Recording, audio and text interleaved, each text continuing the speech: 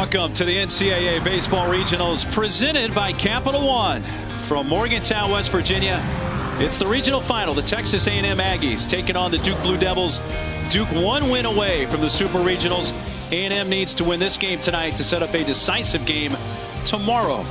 Duke is unbeaten in this regional thanks to their starting pitching. In game one against A&M, it was Ben Gross, the grad transfer, 7 innings, just 1 run in an 8-5 victory. And then last night, sophomore Bryce Jarvis locked down West Virginia with 8 scoreless innings and a 4-0 lead. And then the unbelievable drama down to their last strike a short time ago. Bryce Blom, a walk-off grand slam, 11-10. A&M beats West Virginia after they were down 9-1 going to the bottom of the 7th inning. So this is the regional final, and again, Duke wins the regional with the win in this game.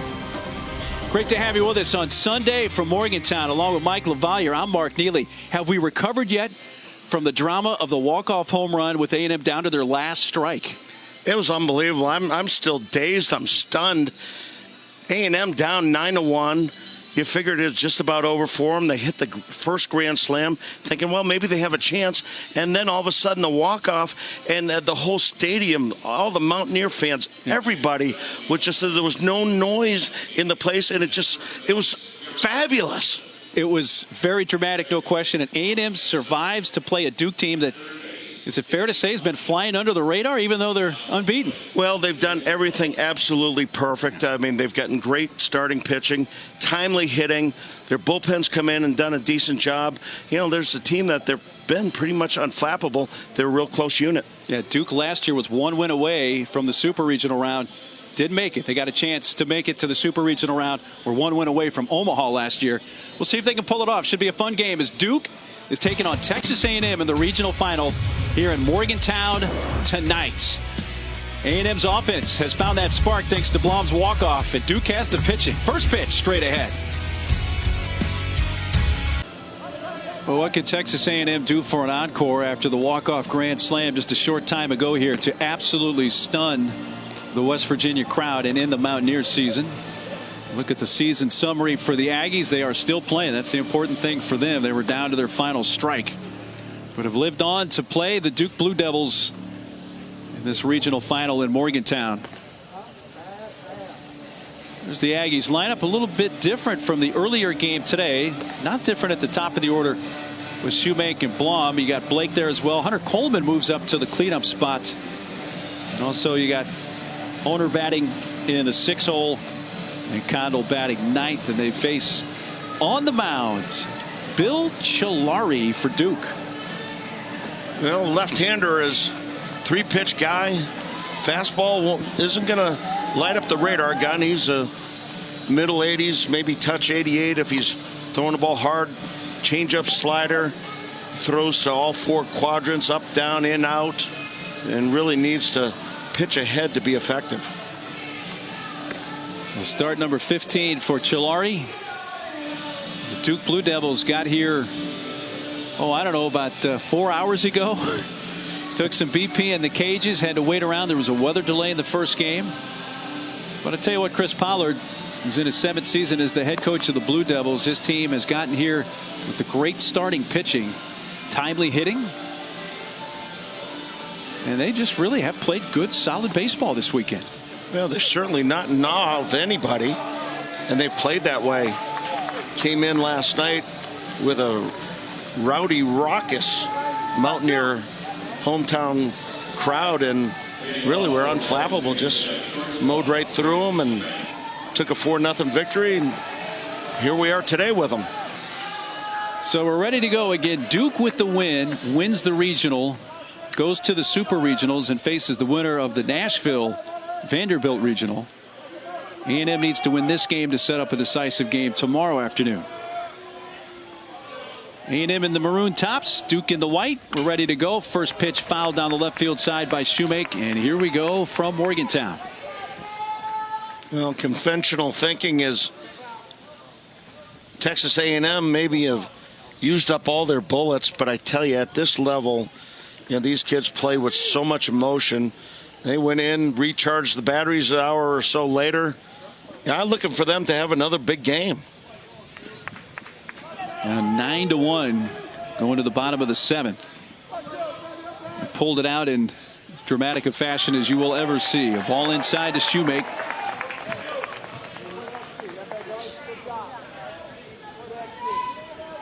Well, Chilari can come even close to the performances that Bid Gross and Bryce Jarvis have done on the mound for Duke. The Blue Devils should be okay. He's ahead of ball and 2 strikes.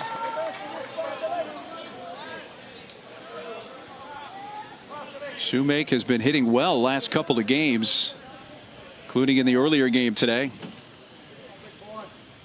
And a couple of hits and a couple of walks, and he fouls it back.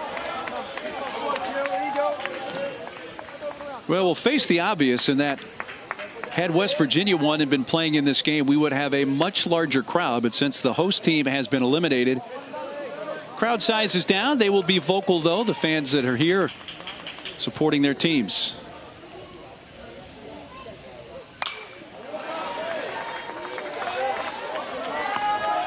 No, Shoemake, good 2-strike approach. Those baseballs probably a little bit too high. Might be balls, but fouling him off, and Chilari just staying with the hard stuff. Goes off speed there, 2-2. Texas A&M's the 2 seed, Duke the 3. The 4 seed Fordham eliminated yesterday, and now the 1 seed West Virginia eliminated a short time ago. It's out to left center field. Kenny Taylor, the center fielder, camp now. And that's the way the game begins. It brings up Bryce Blom, who supplied the drama with the walk-off granny. A slider from Sam Kessler stayed up and down to their last strike. A grand slam and a heartbreaking finish for West Virginia.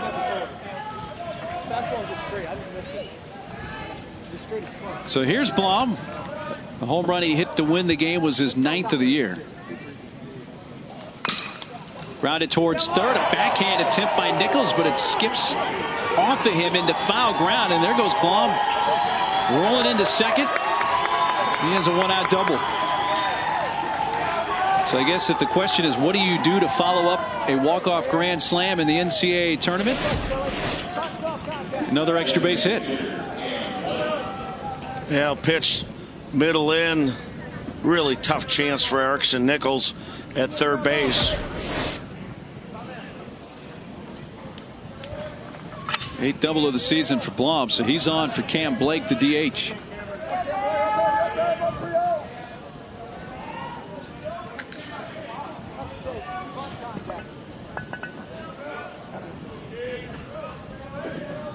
Blake was the on-deck batter when the game ended. Rothenberg took a look out at Blom to make sure he wasn't running before he actually located the ball. Able to hold the runner.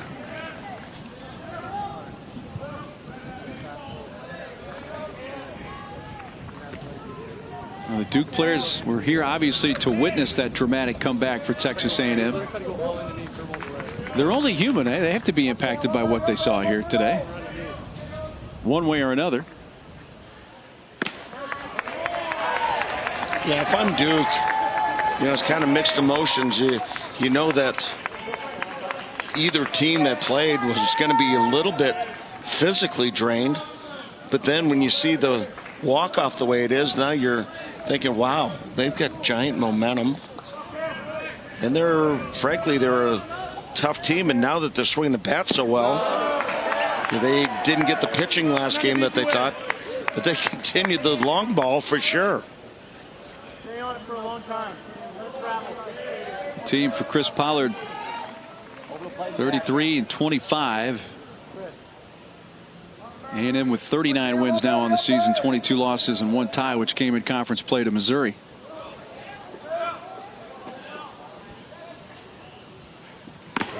Fastball up high, and it's 3-1 on Cam Blake.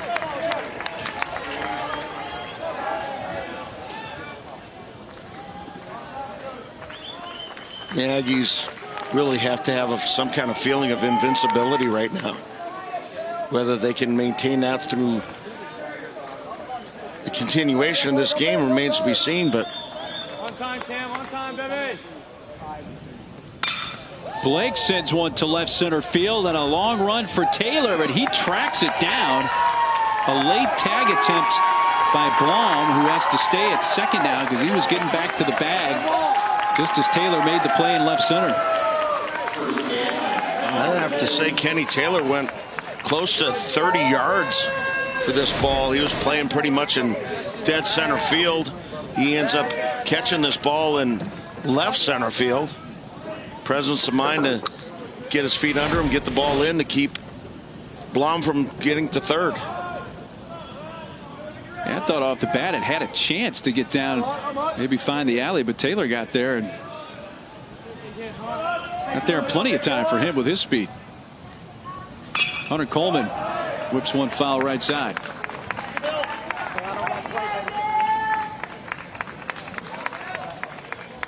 The older of the Coleman brothers, his brother Ty, playing third base again, batting in the 8th spot out of Lee High School in Midland, Texas.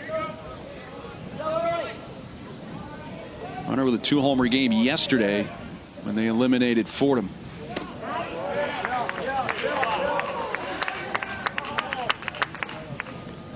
Well, I know one thing. We're definitely not going to count Texas A&M out under any circumstance, whatever happens in this game.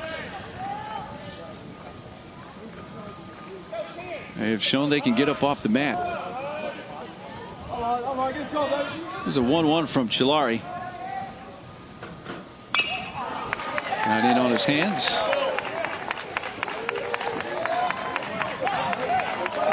And Chilari really been consistent with that fastball. Staying in the 87, 88 range. Throwing a lot of them, trying to establish it.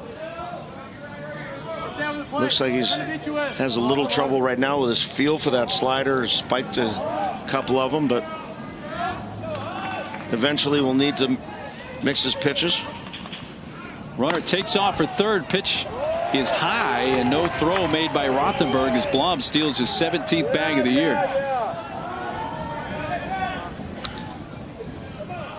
So with 2 outs, saw an opportunity to take third and did so without a throw.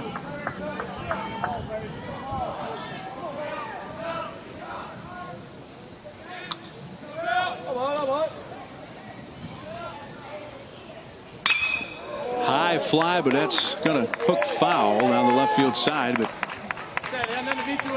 leave the ballpark foul. That one's bouncing on the street. Now A&M fans will know this, but yesterday one of his 2 home runs, he didn't pull it foul, he hit it fair, and he hit about 450 feet on that same street.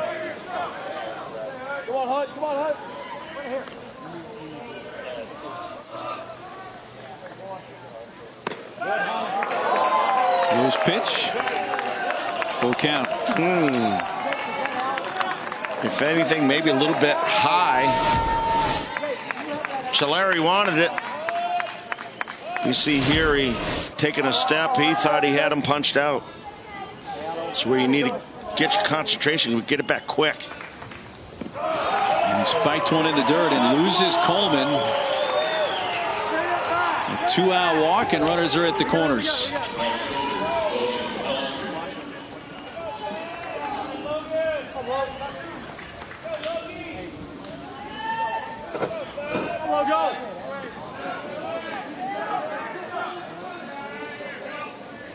Here's Logan Foster, who had one of the grand slams in their earlier win over West Virginia. His came in the 7th, part of a 6-run inning when they were down 9-1.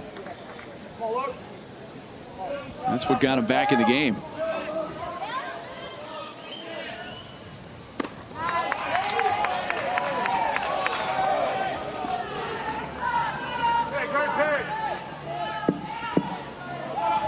Lincoln, Nebraska native in his junior year.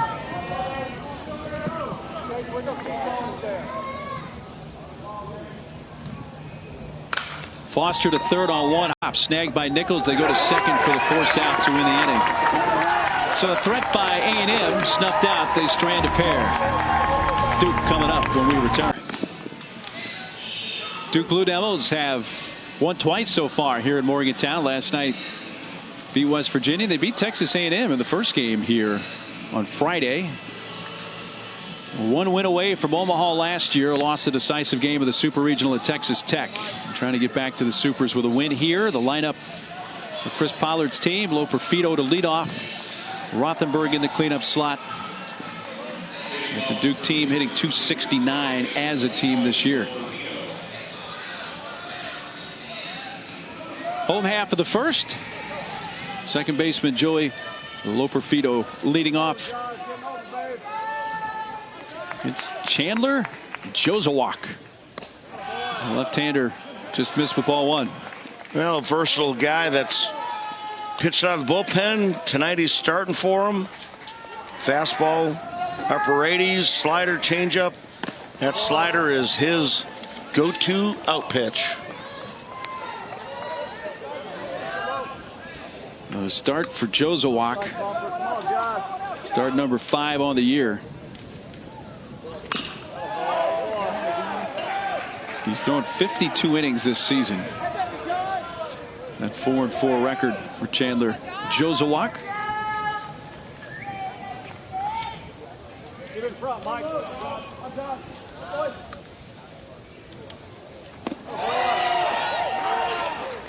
Catcher Honer throws to first to complete the strikeout, and Hunter Coleman across the face of the runner, but Loperfido had not gotten there, and the strikeout 2-3 begins the bottom of the first.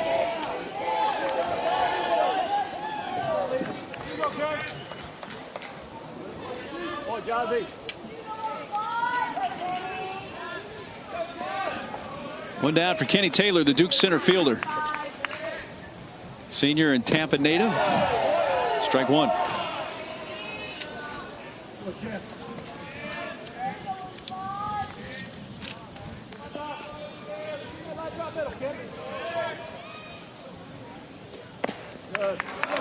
Kenny went 1 for 5 against A&M with a double on Friday. He was hitless last night against West Virginia.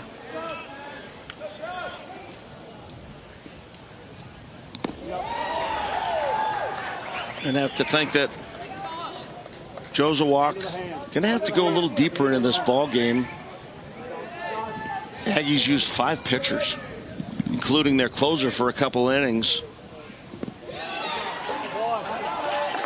And they tag Taylor to complete the strikeout there. So a couple of Ks for Jozawak to begin the game. But you're right, it was all hands on deck when you're in an elimination game. And that first one, they get down 9-1. And at the time when Rob Childress was making the pitching changes, I'm sure the local crowd here in Morgantown, when they were up 8, were thinking, oh, come on, what are you doing this for? It had all played out for him. But he had to use a lot of good arms to hold the game where it was. And this ball pulled by Mervis past Hunter Coleman and into right. And it's a 2-out single for the Duke first baseman. Going back to the leadoff and second hitter Kenny Taylor. And part of the problem that Chris Pollard says, their offense has carried them, but they've really struck out a little bit too much. Here we take a look at a breaking ball to Mervis that he did not miss. Nice liner into right field.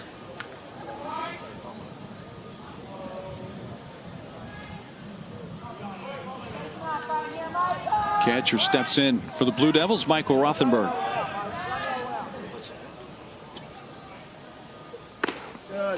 Ball 1 away. 2 hits against A&M on Friday. One of those was a double. Scored a couple of times. Was hit by a pitch. Had a hit and an RBI triple last night against West Virginia.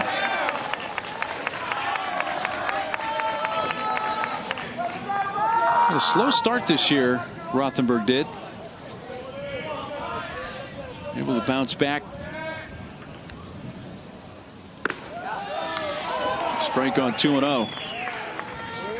Yeah, good power to all fields, and last night he hammered that ball to center field. That got his ball club on the scoreboard, and one thing is love getting up 1-0. Got the count in his favor now. 3 balls and a strike. Josewak struck out the first two, but Mervis with the base hit to keep it going, and now a 3-1 count on the cleanup hitter, Michael Rothenberg.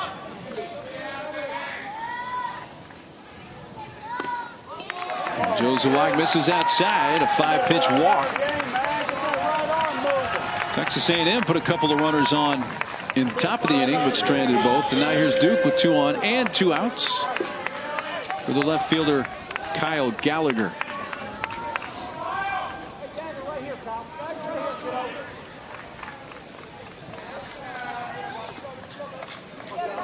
Gallagher had a 3-hit game against Texas A&M Friday. Hitless 0 for 2 last night against West Virginia, but had a couple of walks. Come on, keep it on the dirt.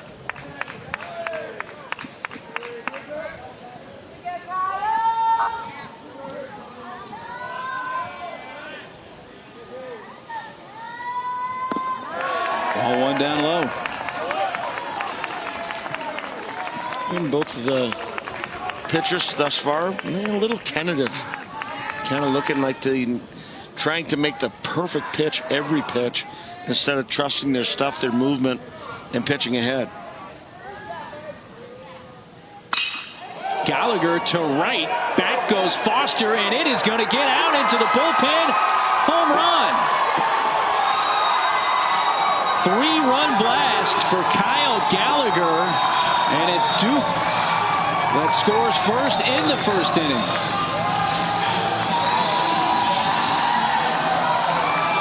Well, pitching behind when you don't have absolutely knockout stuff, eventually you're going to end up paying the piper, and Kyle Gallagher gets a fastball out over the plate. Make no mistake, just hammers this ball into that Duke bullpen.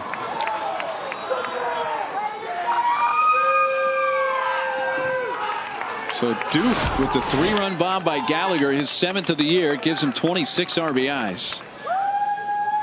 Erickson Nichols with a foul ball. So A&M falls behind.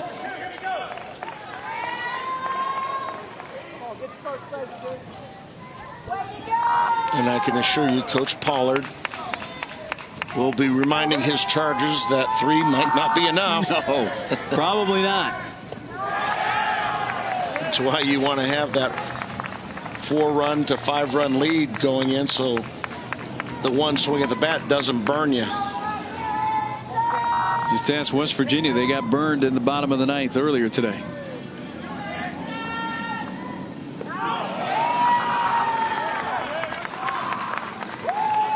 Josewak was rolling along with those 2 strikeouts.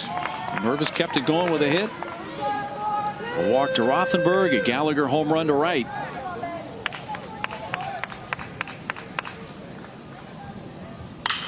And there's a line drive base hit to left field for Erickson Nichols. 3rd hit of the inning for the Blue Devils.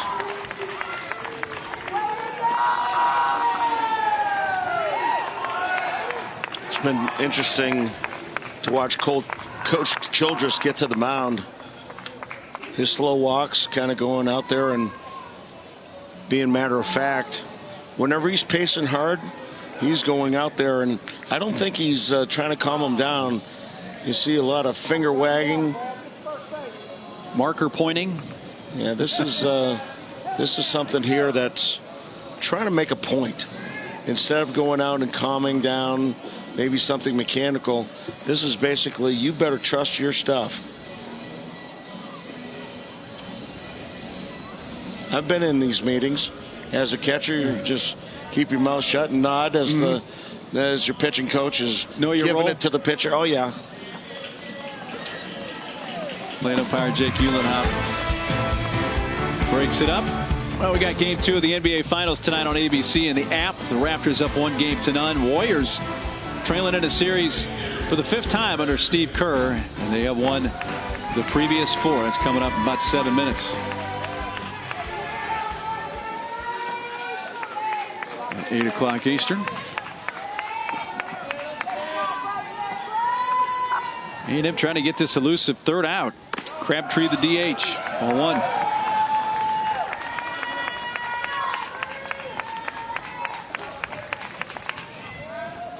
sophomore Crabtree from the state of North Carolina.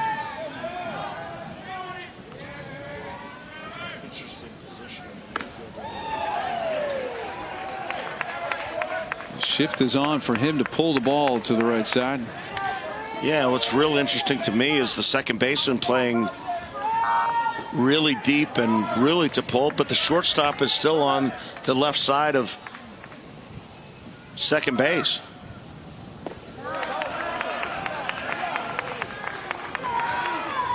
More oftentimes than not, your shortstop in this one, Braden Shoemake, would be somewhere almost to where the second baseman's playing.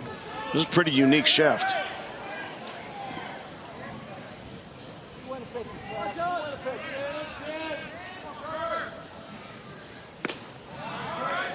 It is interesting to see how all the teams that have been here, now there's just two left, have scouted each other. They all seem to have scouted each other well, at least when we look at the shifts. Well, you've got Shoemake now, must have been listening to me. He's moved over to the right side of the infield. 2-2 to Crabtree, and on his hands. Crabtree had a 2-homer game in the NCAA tournament last year in Athens. He was the most outstanding player of that Athens regional, which helped Duke to their first super regional. They're trying to get back to the supers with a win tonight. Yeah, when you're asking your starting pitching also to get you deep in the game, you know, this is pitch number 26. And it's strike 3 call. Getting Crabtree looking, but 7 batters come to the plate, and Duke scores 3 on a long one from Kyle Gallagher. Well, Duke offense starting right up. Bomb by Gallagher, 3-0. The Kyle Gallagher 3-run home run has Duke in front 3-0 as A&M bats in the top of the second in this Morgantown regional final. Duke with a win, wins the regional and goes to the supers. A&M rallies again and wins like they did earlier today against West Virginia. It's a decisive game tomorrow afternoon. Strike 1 to Mikey Honer, the catcher. You know, after the first game heroics, it was kind of fun around the booth here. You know, talking about, well, A&M has almost got them right where they want them. Maybe give them a couple more runs. After they were down 8 in the bottom of the 7th earlier today.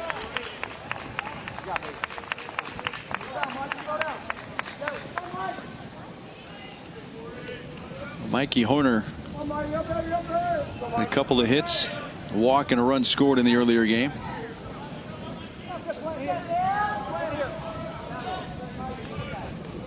He has hit safely in all 3 games so far of this regional for Texas A&M. Not an easy task catching the second half of a twin bill. Of course, at young age, all the emotion, the excitement, you couldn't drag him out of the lineup.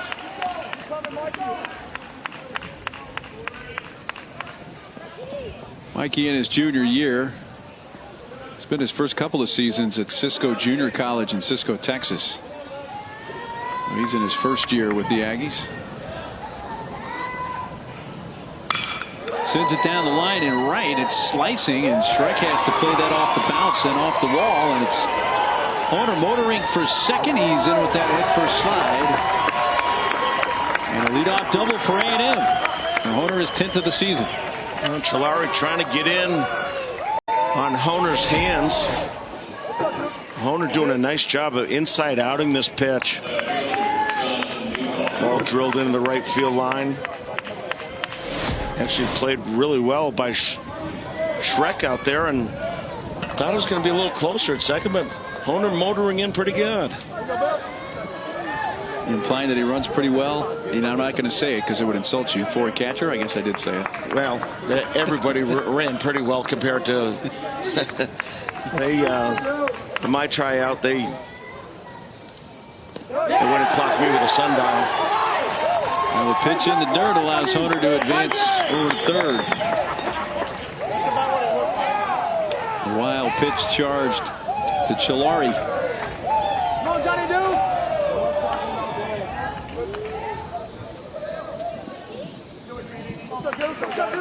Jonathan Dukoff getting the start in left field, batting in the 7-hole tonight in this second game for A&M today.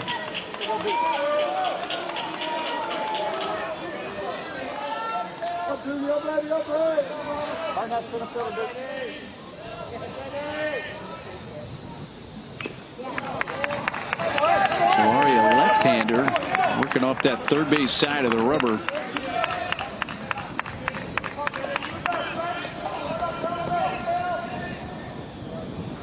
Thus far in our games, A&M has threatened early and had trouble coming through. Certainly not late. Yeah, the trend for them in this regional has been a lot of runs late in the game.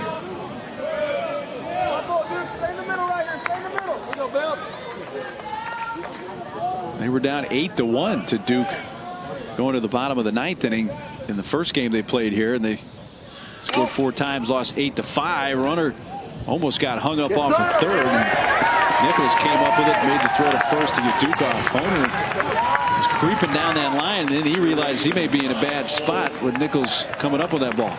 Well, with 1 out, you maybe have a chance to go in on contact, but this ball, you're not hit very hard, and really a tough read for Honer. I have to think if he went ahead and went home, I think Nichols would have had a chance to get him at the plate. So, yeah, just a little unlucky A&M wise to not score that run. To strike to Ty Coleman. 1 for 5 with the run scored in the earlier game today. So he has a hit in all 3 games, and there's a chance for the runner coming to the plate, and this time they do get him. As off on contact was Honer, and Nichols came up with it and came right to the plate, and they easily get him for the second out.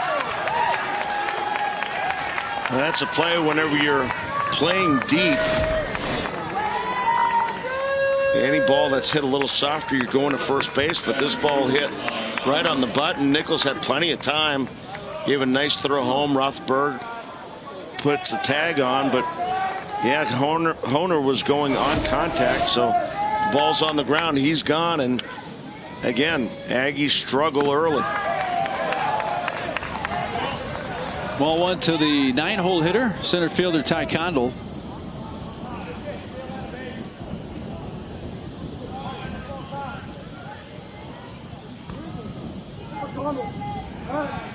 Over to check on Ty Coleman at first.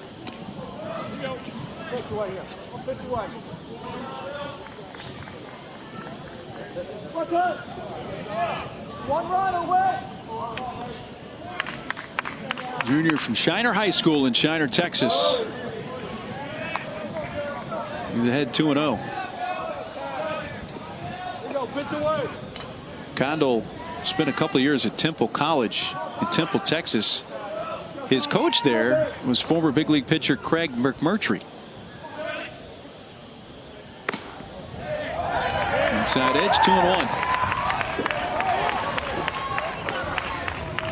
Solari been fairly effective throwing that cross-body fastball right into the right-hander's kitchen.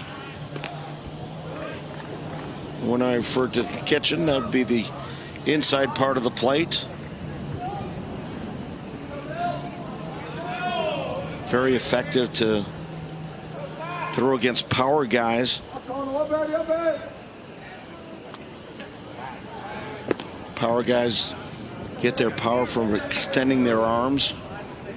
When you crowd them like that, they have to do everything perfect in order to drive the ball out of the ballpark.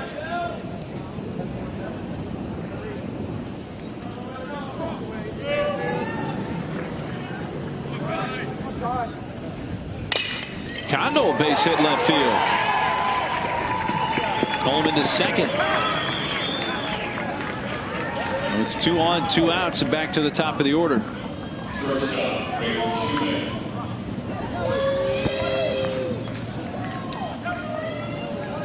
You got Ty Coleman and Ty Condell on base for Braden Shoemake.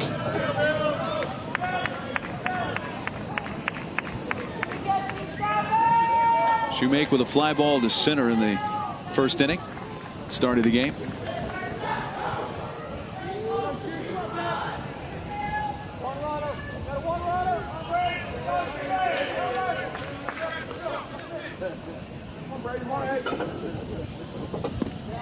Bounced up there and blocked in front of the plate by Rothenberg.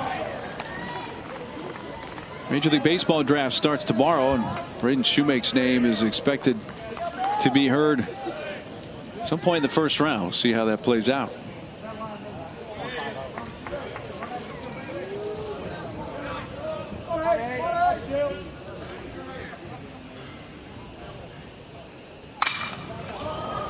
It's a high fly to center field, but Taylor going back and still going. Winds up right next to the fence. And a long, loud third out off the bat of Shoemake. A&M misses a chance, and they strand a pair. Winner of this Morgantown Regional, either Texas A&M and Duke, or Duke, will be playing the winner of the Nashville Regional. Vanderbilt taking on Indiana State in about an hour. And notice Vandy and Duke unbeaten, so Indiana State would have to beat Vandy twice. Same story for A&M here in Morgantown. Indiana State has to battle that partisan Nashville crowd, but Spanky, what's happened here is it's basically turned into a regional final on a neutral field for these two teams, with West Virginia out.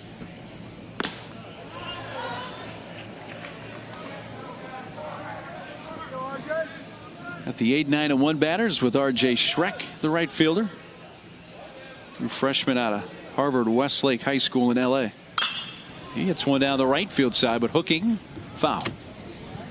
Just a little bit anxious. Got a pretty good pitch to hit. That breaking ball didn't clear and get all the way on the outside corner. Schreck waits just a little bit longer, and that's got a chance of going a long way.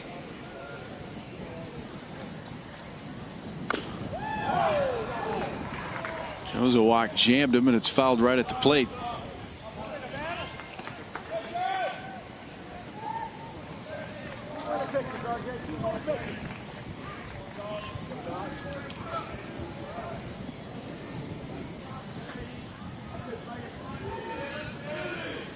One-two pitch from Jozewak, and another one right in on his kitchen and fouled it off his shin. Ouch. Yes. Same pitch as the pitch before. And here you see the swing, kind of get off me ball, and when that hits in the shin area, that hurts more than anything. Yes, it hurts off the foot, off the ankle, but right there, right in the inside of that shin, I would guarantee he's got a golf ball sized bump there. A strike three call for Jozewak, his fourth strikeout, so all the outs for A&M have come via the strikeout so far. For more coverage of the Division I baseball regionals as well as interactive brackets, go online to NCAA.com. Hitting the first pitch, Hoyle rips one foul.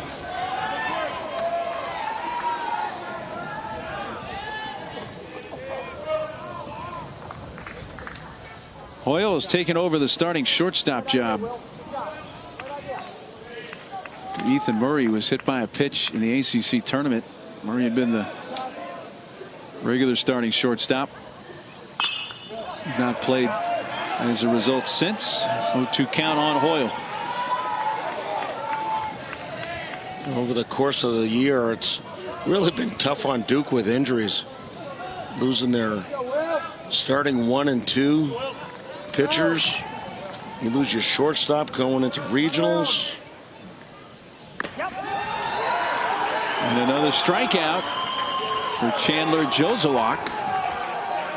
Make that 5 and 2 outs in the second. Now this backdoor breaker for Jozewak. As a hitter, you read a ball outside, and at the last second it curves back over home plate. It's a helpless feeling. Top of the order, Joey Loperfido. Loperfido struck out in the first.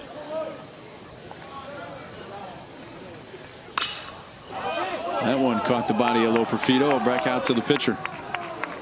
It's not the only Shinburger we've seen in this inning. Oh, he's wearing out some shins.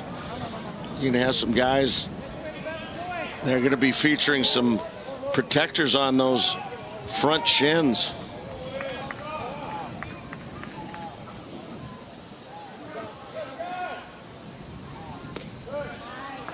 Joey Loperfido had a wrist injury that caused him to miss 23 games this year. And the sophomore, he was out of the lineup. Team just did not play as well. They're 24-11 with him in the lineup, and a team record well under 500 without him as he pulls it foul. It could be hard to quantify why. He's a sophomore. He's hitting .264, 4 homers, 16 RBIs, but he's a very versatile player. Can play a lot of different places on the field. Well, sometimes a piece of a puzzle, whenever it's put in, it just makes the picture that much prettier. Well, Chandler Josewak has 6 strikeouts through 2 innings. All the A&M outs have come via the K. Well, 3 lookers. Yeah, fastball, breaking ball, and then another heater for strike 3. Welcome back to the NCAA Baseball Regionals presented by Capital One. Morgantown Regional Final between Duke and A&M going to the 3rd, and the reason A&M is still here is the walk-off grand slam in the first game against West Virginia. Blum stunning the West Virginia team and crowd. A&M down to their final strike. A&M fans probably will not grow tired of watching that for a very long time. Anybody that's ever gone in the backyard and played wiffle ball, stick ball, whatever you want to call it, plastic ball, has all put themselves in that position. 3-2 on the line. Yeah, 3-2, 2 outs, bases loaded, and the salami.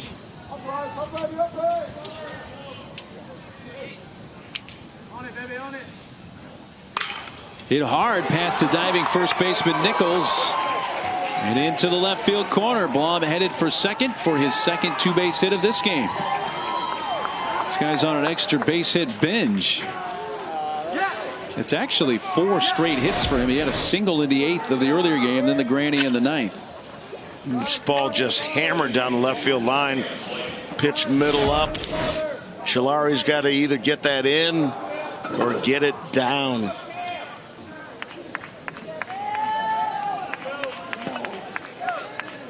He's having quite a regional. That's an understatement for Bryce Blum. I got to figure out, if I'm Bryce, exactly what I had for breakfast, lunch.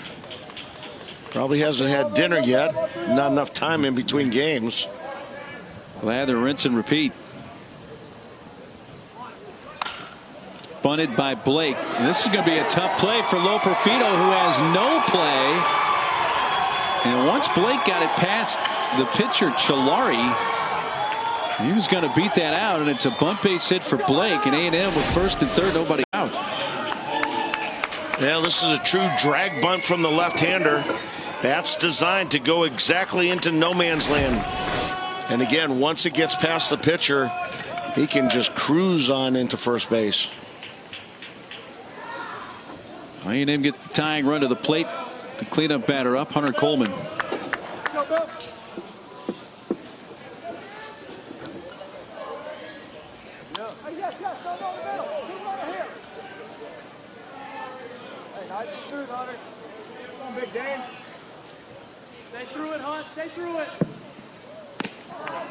First pitch strike. Right-handers thus far from A&M. Once Chilari's gotten that ball inside, it's been very effective. Ball kind of starting at him and tailing back over home plate.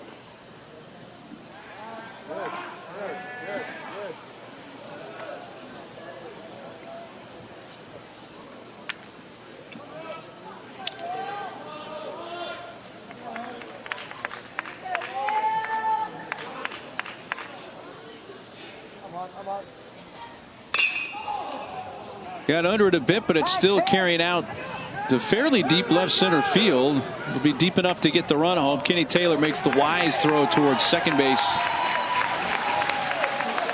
And Blom scores the first run for Texas A&M, and it's 3-1 on a Hunter Coleman sac fly and his 18th RBI.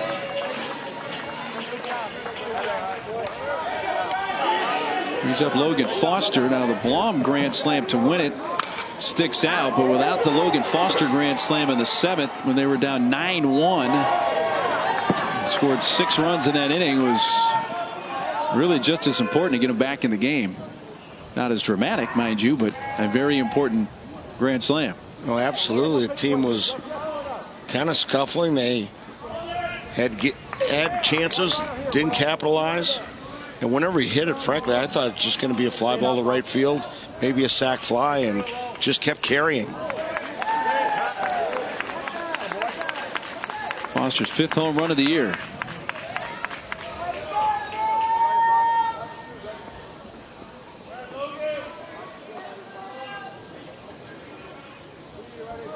Foster had a 2-run home run against Fordham to open the season. The Fordham Rams were here in this regional and were eliminated yesterday by Texas A&M.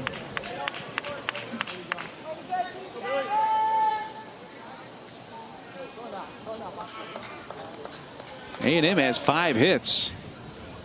Duke with 3, but Duke has the 2-run lead thanks to the 3-run home run in the first from Kyle Gallagher.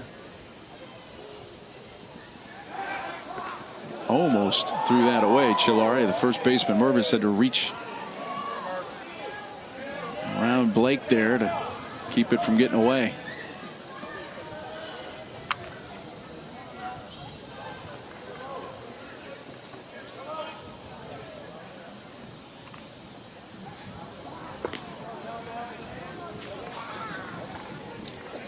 I assume if you're a left-handed pitcher, which neither you nor I were, especially you, that move to first base for the lefties without looking is just the first thing they learn. Well, that's definitely something that they can work on and can be absolutely incredibly effective at stopping running games. And if I was a left-handed pitcher, I'd get in a mirror and I would try to perfect it. You know, some guys can do it, some guys can't. But I know the guys that do have those good moves really takes a lot of options away from the running game on the other on the opposing team.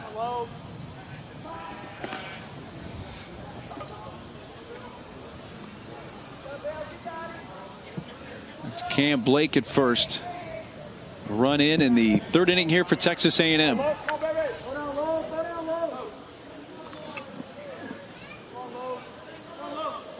Chilari off the rubber.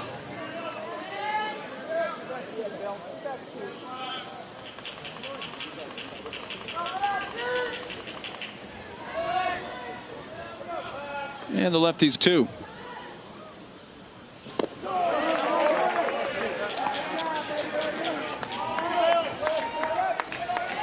A&M trying to come out of the losers bracket after losing to Duke in their first game on Friday. Last year it was Duke that had to come out of the losers bracket in the Athens regional, losing to Troy in the first game, but then beat Campbell, beat Troy, and then beat Georgia twice to win the Athens regional. Strikeout of Foster gets him looking, and that strikeout is the first of the game for Bill Chilari. Yeah, a lot of looking going on. 3 times for the Blue Devils last at bat. Another one there, and you wouldn't really expect it when you've got a couple of left-handers. I'm not going to call them soft tossers, but more finesse guys. Pitches that are, you can see fairly well. Nothing really, breaking ball wise where we're seeing it as sharp as some of our other guys. And frankly, it may lack of concentration. There's been a lot of baseball being played. In the dirt, and now they got the runner hung up. Blake, he's halfway between first and second. Lo Perfido chasing him towards the catcher Rothenberg, and Rothenberg tags him out. 2-3-4-2. and get Blake to end the inning.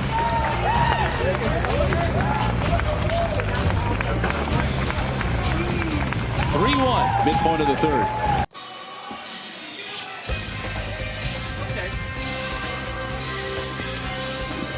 Well, the ESPN Network's bringing you every game on the road to Omaha, starting with the regional coverage on ESPN2, the U, SEC Network, and ESPN3. Whip around coverage also on E3 and the Bases Loaded channel. All the coverage available on your ESPN app. 3-1 Duke as we go to the bottom of the third. The top half ending when Blake got hung up between first and second. And here's a beautiful bunt laid down by Taylor. They're not going to catch him. And Ty Coleman playing back and laid down a beauty. And Kenny Taylor's on with a bunt base hit to begin the home half of the third. Well, this is absolutely perfect. This is one of those, you drop it down, you're either safe by a mile or it's foul. Too many times guys will try to drag that bunt down the third baseline and bunt it towards the pitcher.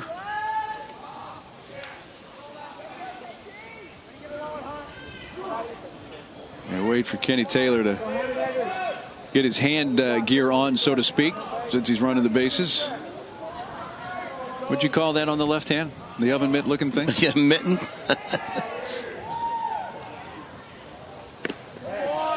Strike one to Matt Mervis. Yeah, just something I never had to wear. I couldn't go fast enough to break anything. See, guys started to wear those just a couple years ago. Strike two. I found out a long time ago you had to get momentum to actual slide. That's a good thing to have. And that's where that comes into play. He's got a wrist guard. He's got a mitten. What's the next piece of equipment that they'll market to players to wear? 0-2 pitch to Mervis coming from Joe Zawak. It's sent in the air to left center field. Ty Condol trots in. One out. Back to first goes Taylor.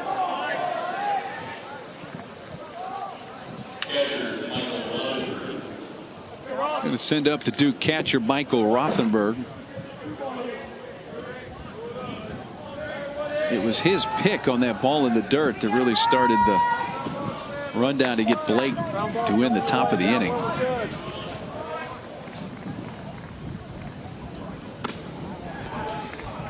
I know all the big league teams, they really work on that. Called a dirt ball read. Once they see the catcher go to his knees, that runner on first base takes off. What ended up happening is the runner for A&M took off but stopped running. It was a good play by Rothenberger, and by then just got him in the rundown and no chance. One thing to realize as a runner, that catcher's on his knees. For him to get up, make a quick throw, it's something that you don't really practice, and it's a tough thing to do. You're saying the runner just got to keep going. Exactly. Once you read, you got to go. Here's Taylor going. May have been a hit and run, and Rothenberg fouled it.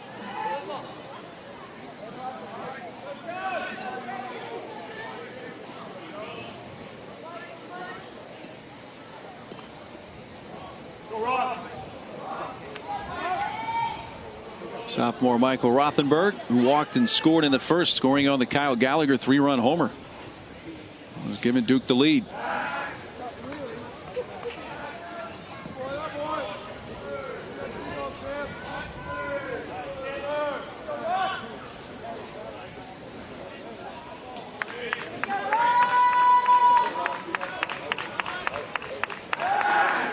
Taylor back again.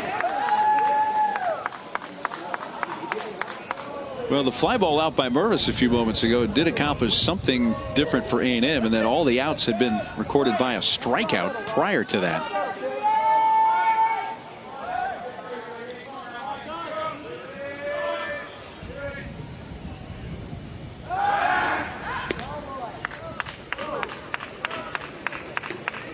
A lot of attention played to our base runners at first base.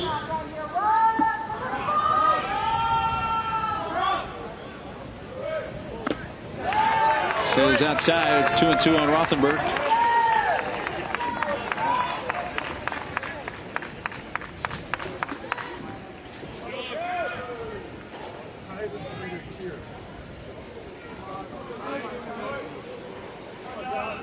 Taylor out to his lead. The ball on the fist to Rothenberg, bounces into the A&M third base dugout. Good lesson for all left-handers out there. We've got two guys, Chalari and Jozawak, that aren't afraid to pitch inside. They don't have that awesome fastball, but they're still very effective. They need to throw inside.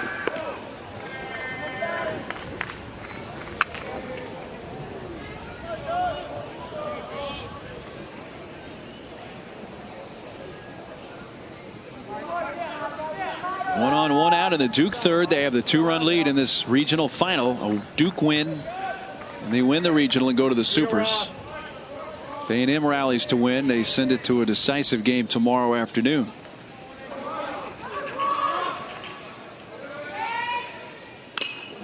Rothenberg kept waiting on that one and got under it to foul it back. Almost looked like he was purposely trying to shoot that into right field. Big hole between first and second. Second baseman Blom playing up the middle. He's going the other way with that. Yeah, Hunter Coleman holding that runner on. If you could roll the ball into right field. And he balked. A balk charge to Jozawak. That's going to bring out the head coach slash pitching coach Rob Childress. He wants to talk to the first base umpire Gary Swanson about this balk call. Well, it was different looking, I can tell you that. And to tell you the truth, every time the lefty goes over there, it's a balk, because it is deceiving the hitter.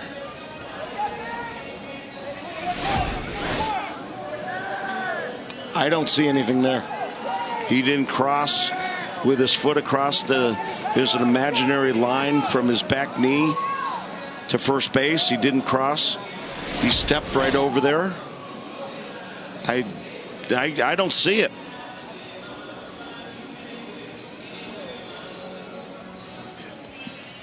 Yeah. The only thing, like I said, it was different looking.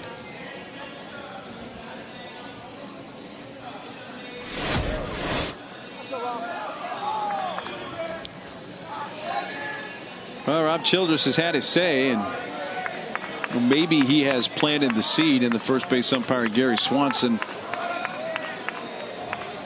on what the move of Jozawak is comprised of. Avoid a ball call the next time.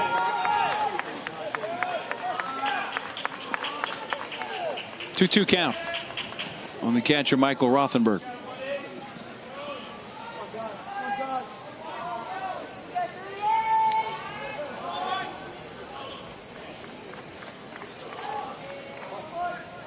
Get it in there.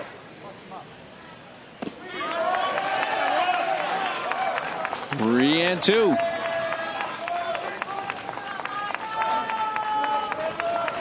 Previous inning, Jozawak seemed much better in tune, had better rhythm.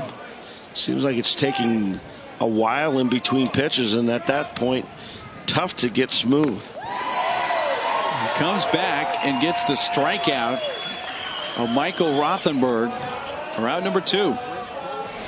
And 7 Ks in 2 2/3. No pitch that's looked like a very hittable pitch. I don't think Rothenberg saw it very well. He was certainly tardy on that swing. But Duke has the left fielder up, Kyle Gallagher, who went deep with a 3-run home run to right into the Duke bullpen in the first inning.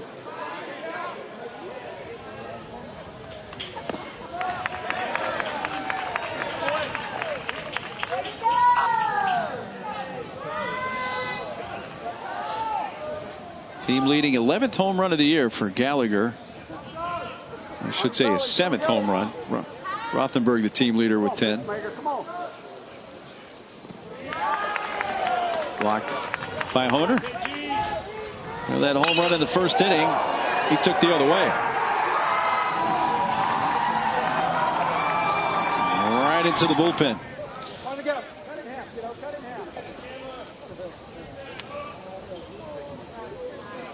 Got Duke on the board in the first with 3. They have the 3-1 lead now in the bottom of the third. He definitely went on that. 2 balls and a strike.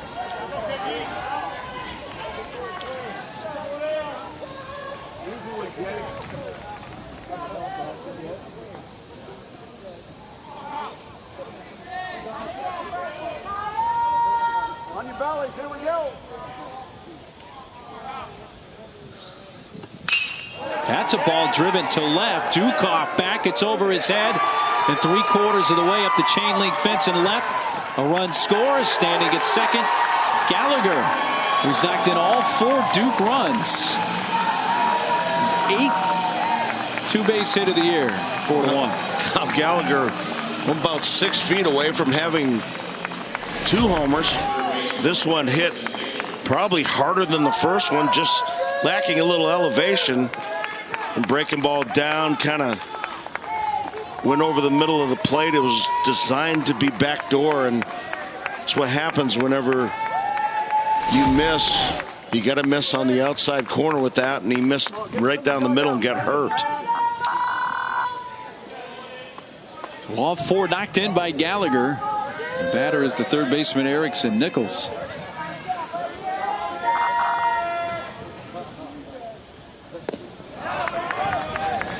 Check swing, and he held up.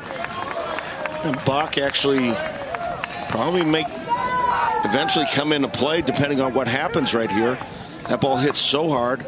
I don't believe Kenny Taylor would have been able to score from first base. He was easy cruising in from second.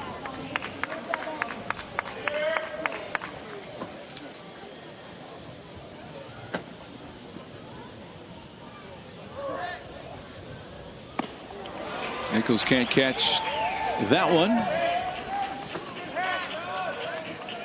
You know, that fastball a little too tall. Nichols home run on our opening day with Duke. Ball that was down, middle in. That looks like his groove stroke. That was a 3-run home run he hit against A&M that first game. One of his 3 hits in that contest.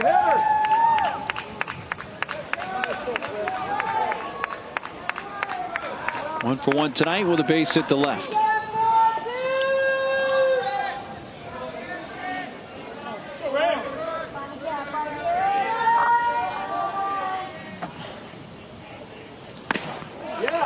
On the inside corner. This is working against A&M's favor with the pace. They just scored in the top half of the inning. Trying to get energy back.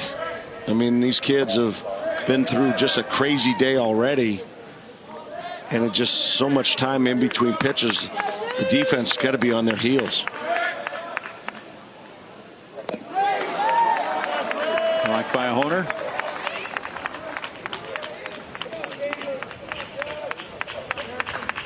Definitely a very slow pace. Another elimination game for Texas A&M. Not for Duke, though. If they win the regional.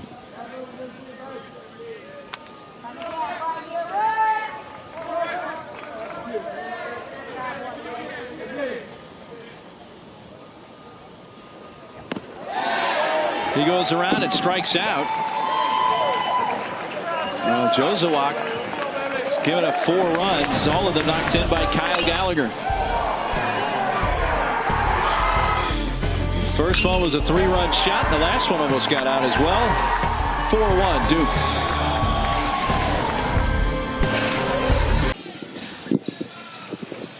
Four to 1 Duke leading top of the 4th. Let's visit with the Aggies head coach Rob Childress. We have to begin it with the first game, obviously. You've been there 14 seasons. Where does that craziness rank in everything you've seen in Aggies baseball history? Well, as far as craziness goes, I'd say it's pretty darn close to the top. A lot of back and forth, and us not being able to get a hold on the mound until the 9th inning. We go 5 innings without hanging a zero, and we just kept it close. We had a lot of competitive at-bats, got some runners on, and got a couple of big hits. Coach, your turnaround. Obviously your team's at an incredible high. What did you guys do in between games? Well, we changed baseball pants, had a little sandwich, and got back out here ready to go again. What have you seen so far from Joe Zawak and the reaction of the kids so far in this game? Well, I think the energy level's good. The excitement's good. We just need to get a couple of big hits. We've had 5 at-bats with runners in scoring position. Hadn't gotten a big hit yet. And, Jaws has been good at the front end of the innings. We just can't get off the field with 2 outs. Well, you've had a good track record for scoring late in games. We'll see how it goes. Thanks, Coach. Thank you, guys. Head coach Rob Childress, his team avoided elimination down to their final strike in the first game. That's out to right field. R.J. Schreck. And Honer, who doubled his first time, flies to right for the first out of the 4th.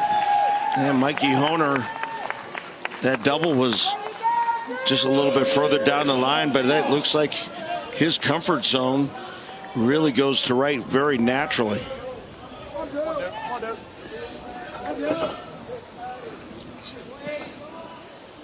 Jonathan Dukoff, the left fielder, was rolled out to third and is 0 for 1.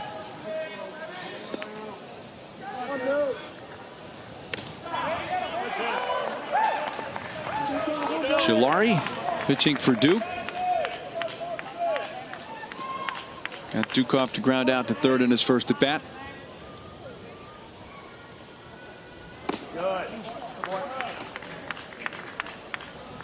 You definitely notice when you compare Joe Zawak to Chilari, the Chilari pace from this lefty is certainly quicker than Joe Zawak. Backing out of play. Yeah, I'm not entirely sure if the relay of signs from the bench to the catcher, then to the pitcher, is a little bit off on the Aggie side, but certainly no hesitation going on right here with the Duke Blue Devils.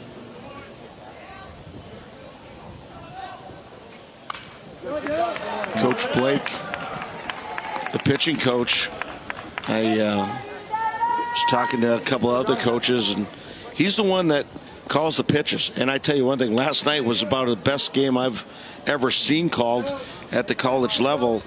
Certainly had a great feel. Scouting report was absolutely fabulous, and the execution was outstanding by Bryce Jarvis, who had 8 scoreless innings for Duke.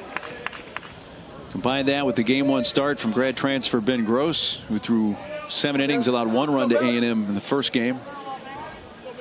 And the starting pitching for Duke has been a big story in this, and maybe one under the radar. When we thought which team had the advantage starting pitching wise, A&M was the team that came to the forefront. There's a strikeout for Chilari, his second of the game. Well, after Sunday Night Baseball, do not miss SportsCenter with Scott Van Pelt. He'll have post-game reacts from Warriors-Raptors Game 2, plus Inside the Sox-Yankees series, and how Hardaway, Richmond, and Mullen changed the NBA 30 years ago with the Warriors. SportsCenter after Sox-Yankees on ESPN and the app.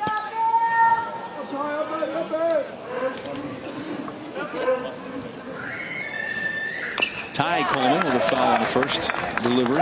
All right, Niels, I got one for you. You do? Yeah, I got one. Where is the Grand Slam going to be on a top 10 tonight? Give me a number. Well, we've been kind of living in our own silo here, with the exception of keeping track of the other regionals. So I'm not exactly sure what's happening. What happens in the NBA Finals could certainly perhaps trump us, but got a chance to be number one. It's one. Come on now. Yeah. Hey, this is not time to be shy. All right. I mean, that doesn't happen every day. No, it does not. And it was, fun to be a part of. I know it was heartbreaking for the West Virginia fans, but it's a moment I don't think any of us on this crew will ever forget. That strikeout of Coleman ends the top half of the 4th. It's a 3-run lead for Duke. Well, we have an ACC-SEC regional final matchup here in Morgantown, but as it turns out, it's not that rare. You have Florida State, Georgia, UNC, Tennessee, Tech, Auburn, Miami, Mississippi State, all in regional finals. In this one, a Duke win, and they win this regional. A&M needing to win this game and tomorrow to do so. Bottom three for Duke in the home half of the fourth.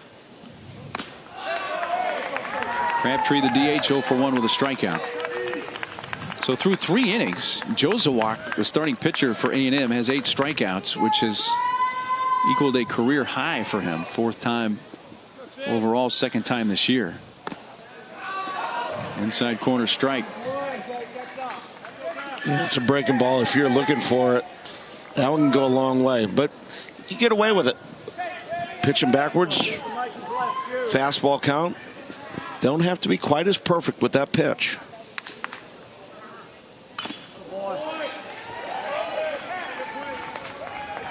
Oh, caught the shin guard of catcher Mikey Honer. Beat the ball to spot, Mike. Kick it. Keep it in front of you. Lefty-lefty matchup and a 2-2 count now after that one is low. Pat moving right here, baby doll. Give me a sec, guys. Upset. Anyway, baby. All outside. The sophomore, Behemoth, North Carolina.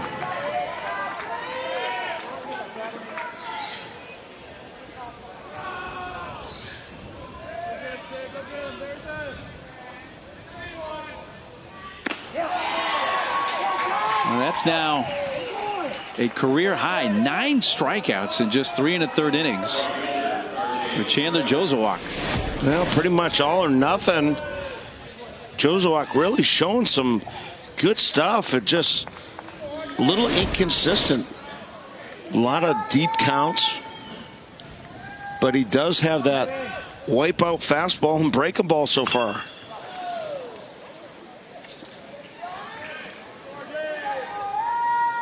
Just like last night, Darius Hill with 3 knocks.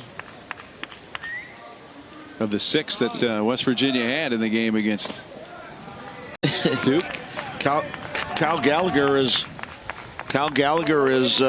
saying the same thing. Hey, this guy's just lobbing it up there. What are you guys doing? Career high 9 Ks. So the only out recorded by A&M that wasn't a strikeout was the Matt Mervis fly ball to center field in the 3rd that Ty Kondo caught.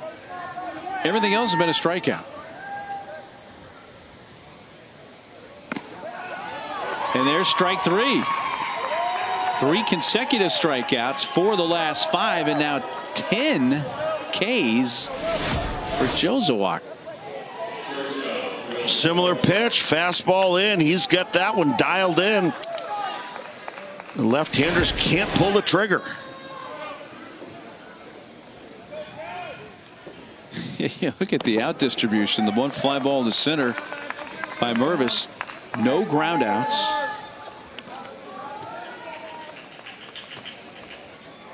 The issue for him has been Gallagher with the 3-run homer and the RBI double. Has he picked up the pace a little bit here in this inning, though? Maybe a hair? Well, he's throwing more strikes. Yeah. And typically, that's what happens. You start throwing strikes, you get swings and misses, you get guys taking the ball. You know, your tendency is you can't wait to get the ball back so you can toss it up there. It's whenever you start giving up a hit here or there, you get tentative. Off speed, strikeout. He strikes out the side for the 2nd time. And Jozowak has fanned 11 in 4 innings. How about that?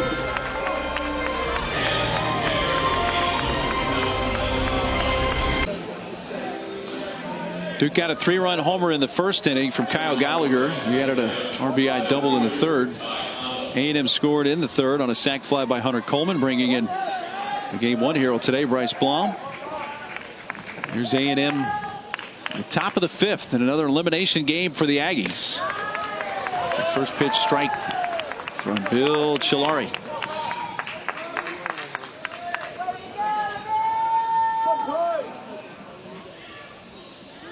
At the 9-1-2 batters for Texas A&M, and Kondo lifts the fly ball to left field. Gallagher comes in a couple of steps. He was playing it pretty deep. A long fly ball out, one away in the 5th. Pretty good swing right there. It had a good launch angle, all that, but just a little off the end of the bat. Chilari just taking a little off, staying away from that barrel. Lineup turns over for Braden Shoemake.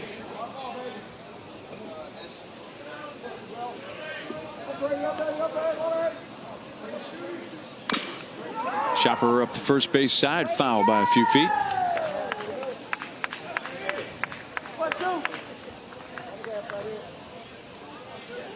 Junior Braden Shoemake 0 for 2 in this game. A couple of hits and a couple of walks in the earlier game today. So he's hitting .333 in the regional 5 for 15.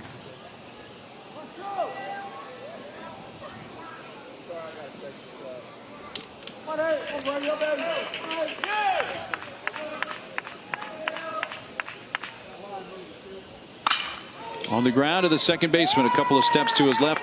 Low Perfido. Throwing out Shoemake, 2 gone, and that's 7 in a row set down by Chilari. Yeah, super scouting report. Low Perfido playing Shoemake to pull. Shoemake hit it hard. Without the shift, it's a base hit. With the knowledge, ends up to be out number 2. Bryce Blum in his last 4 at bats has 4 hits, trying to make it 5, but jerks 1 foul.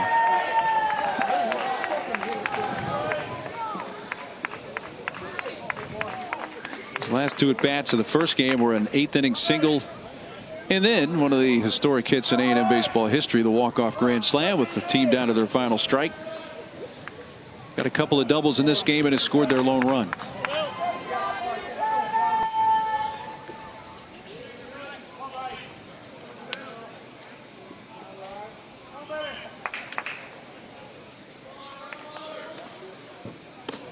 We had a chance to visit with Bryce Blum after the game. When somebody has done something like he just did, it's fun to get them just a few moments after that happened to see where they are. He hits another ball towards the left field corner, and it's off that top part of the padded fence. He's going to be held to a long single, and right now Bryce Blum is seeing the ball really, really well. Hotter than Bryce Blum, nobody. The ball's coming in like a beach ball to him. Everything middle end. He is just destroying that ball. He hit so hard. He thought that he might have had one, or actually another home run. Kind of got out of the box a little bit slower. I think he still would have been out. That ball was just hammered. Blake fouling it back. It'll twist out of play. Well, there's a slope in that left field corner behind the fence, and the fence slopes with it and hit the top, at least the upper section of the padded part. Had he not pulled it as much, they had a chance to get it over the regular size fence. As you see where the padding is elevated in that corner. Slopes back down.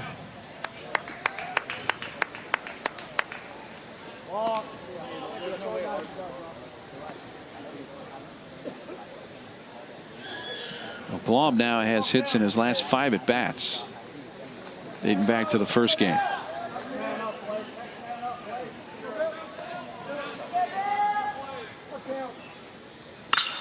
Blake, a smash off the glove of Mervis and into right field.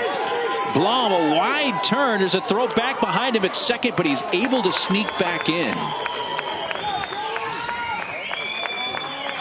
A hot smash by Blake that skipped And then skipped off to mid of Mervis. Not sure how much leather Matt Mervis got on this. That ball, I think, got a lot of wrist or some forearm. This ball just smashed. Here he takes a little piece of it. Probably saved a run. But good hustle below Perfido. He turns it almost. Is able to get Blom, who took a long turn around second base.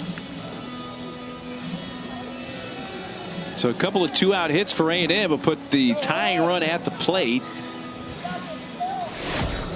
Dusty Blake, the pitching coach of the Blue Devils, made a visit to the mound. But we're talking with Blom after the game, and when somebody's on that natural emotional high, it's just fun to get him to talk and speak a little bit and let him share that moment, because it's got to be a moment that is going to stick with him the rest of his life.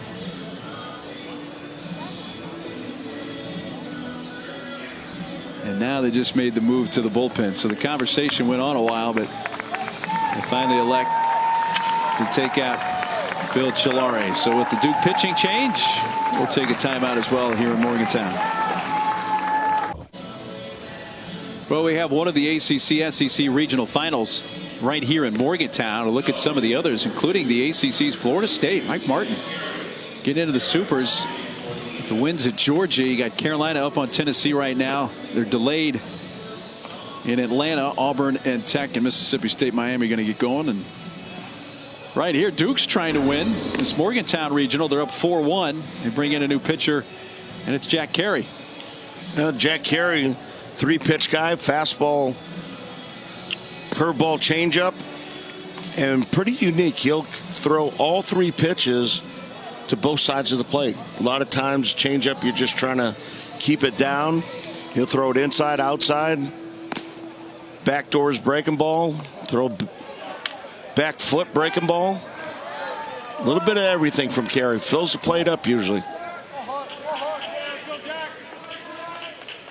Cleanup hitter for A&M is up. Hunter Coleman representing the tying run with A&M down 4-1 top of the 5th in a game they have to win to send it to a decisive regional final game tomorrow.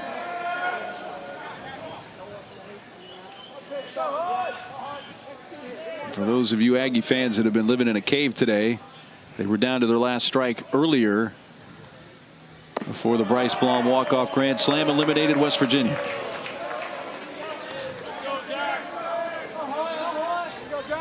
Two-homer game yesterday for Hunter Coleman. And this one, no official time at bat with a walk and a sac fly.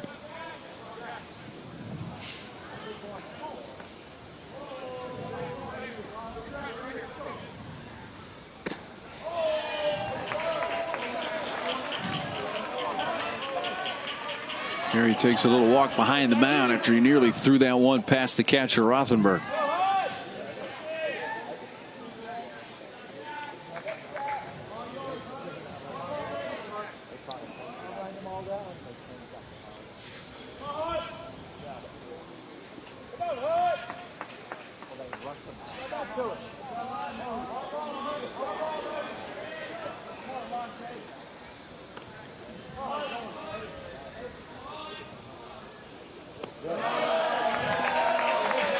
Time needed for Rothenberg to go out to the mound.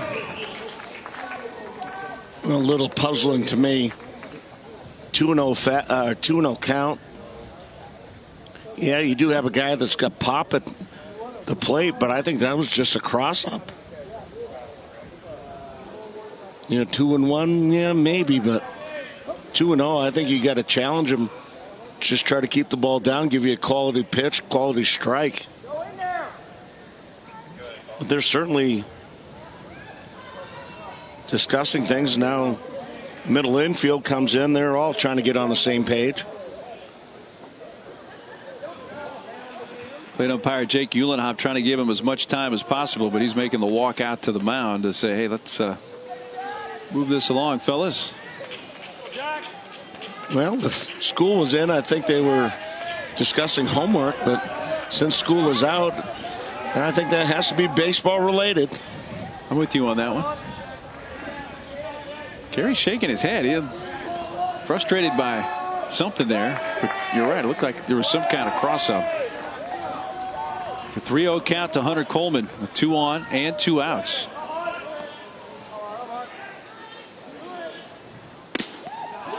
And a 4-pitch walk loads the bases.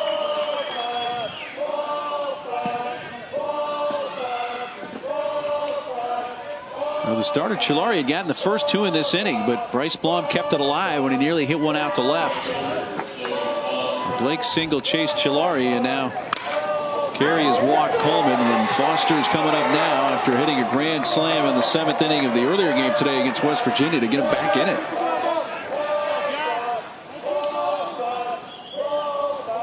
Now, something's not right. Dusty Blake, the pitching coach at Duke's, now walking out, and the other infielders are going to join. At least the middle of them infielders will.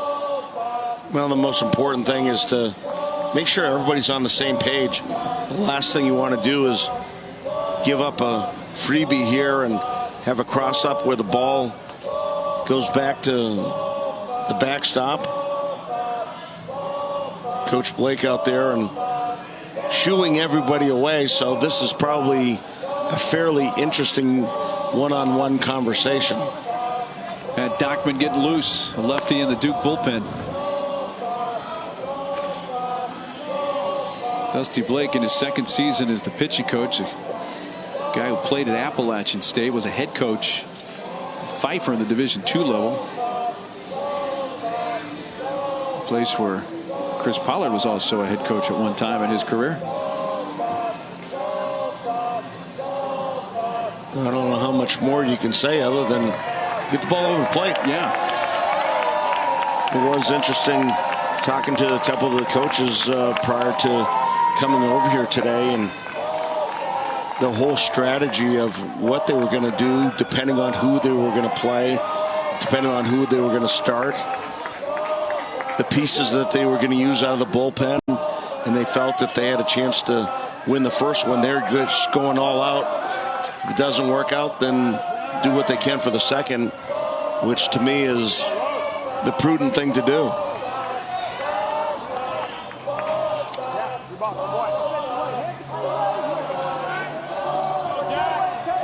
Everything's out of sorts right now.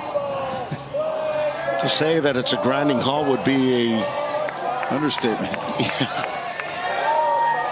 All right, we're going to get a pitch?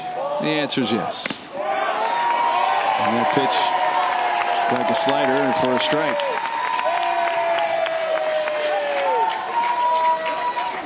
I was going to say, my grinding halt was an exaggeration. It wasn't going that fast. No. Even the crowd happy to see things move along.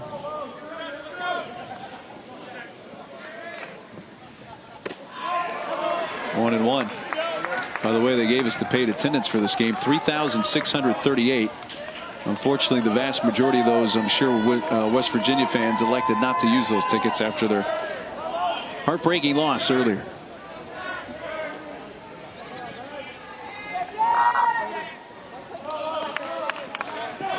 Logan Foster with the bases loaded has already hit 1 grand slam today. He looks at a slider, strike 1 and 2. Because that slider to the inside part of the plate, pitch where you start it right at the hitter, doesn't break quite as much. The other slider is the one you start towards the middle and it breaks off the outside corner.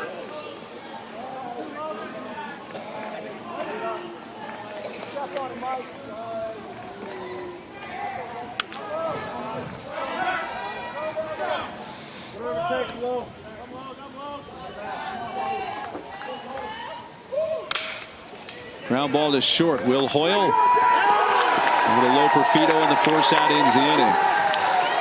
Now the first 2 are retired, but A&M loaded the bases and strand all 3. It remains 4-1 Duke. Omaha, Nebraska has always been synonymous with the College World Series. But this year, the action kicks off with a matchup between the Kansas City Royals and the Detroit Tigers. For the first time in College World Series history, you can catch this MLB action here on ESPN, June 13th at 8/7 Central. We'll go back to Morgantown. Duke is batting a little check swing roller off the bat of Loperfido, and he is thrown out at first to begin the inning. Believe we have Coach Chris Pollard with us. Coach, you got me. Hey, thanks for the time. You bet. Hey, let me start off. You guys got here really early. We had the weather delay. You're waiting around. What was the reaction? I mean, it was such an emotional scene when that first game ended. Wild, what were you guys thinking? Well, we got to go get ready to play Texas A&M. I mean, to be honest with you, the last couple innings of that ball game, as a coaching staff, our focus was on preparing for West Virginia and who they might throw, and then all of a sudden that happened, and we had to adjust really quickly and figure out a game plan with Texas A&M. Well, Coach, is one of your Achilles' heels for your offense is the punch-outs. Yeah. What do you got going? Well, I mean, the bottom of our lineup's not, got to do a better job putting the baseball in play. Thank goodness for Kyle Gallagher, who's carried us right now. He's had a couple of great at-bats with 2 outs, and that's the difference. Yeah, we'll let you get back to business. We appreciate the time. Thank you, Coach. Thanks for having me on, guys. You bet. Chris Pollard, appreciate him jumping on there, the Duke Blue Devil head coach. That has to be, because it certainly looked like West Virginia was going to win that game. They're up 9-1 in the bottom of the 7th. And you're getting ready for one team, and then all of a sudden one swing later in the 9th, the game's over, and you're like, oh, sorry, wrong team. But they have played A&M, so they've seen them, and they've seen West Virginia obviously too. But when you're 3 games into a regional, you got matchups you're thinking of, guys who are available in the pen, et cetera, and you got to change on the fly. Well, you're right, and thus far they had beaten both teams, so they've had success against them. And just a matter, I think, of changing notebooks. Matt Mervis strikes out, and I tell you what, Jozowak now with a dozen strikeouts to set down the last 7 Duke batters in a row. The NCAA Baseball Regionals presented by Capital One. It's a regional final for Morgantown, West Virginia, between the 2-seed Texas A&M, the 3-seed Duke, and the winner of this Morgantown Regional faces the winner of the Nashville Regional in the Supers. Vandy has the upper hand there on their home field, taking on Indiana State right now. Trying to close that out. A&M batting in the 6th. They're down 3. This is the catcher, Mikey Honer, who's doubled and flied to right. Along with Mike Spanky LaValliere. I'm Mark Neely. Great to have you along with us.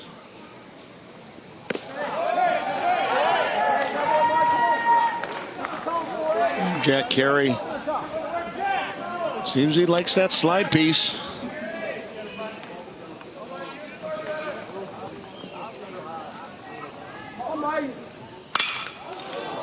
High and deep to right. Schreck still going, and now curls along the edge of the track to make the catch. And Hunter hit that a very good distance to the opposite field, but a long out. Yeah, you can kind of feel the air much cooler than it was earlier today. Generally, really no breeze now for the first time all day. Yeah, and the ball doesn't carry nearly as well. That ball, I thought, definitely was going to be gone, and really just kind of quiet. Zach DeLoach is going to bat here for Dukoff. For Texas A&M. Most likely stay in the game. Going to the outfield.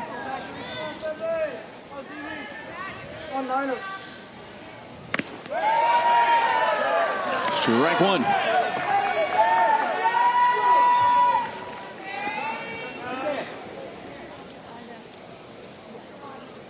Loach started in center field in the first game today for Texas A&M. Connected, it's 0-2. And Duke bullpen is pretty well set up. He used Thomas Gerard the last 2 nights. Although last night only for an inning. Everybody else pretty fresh. They can close this regional out with a win here.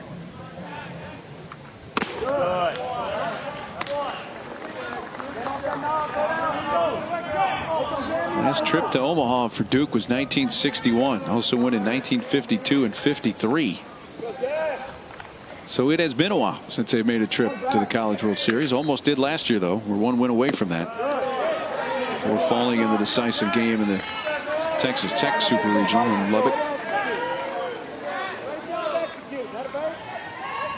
Jack Carey got the last out of the 5th. He's gotten the first out here in the 6th.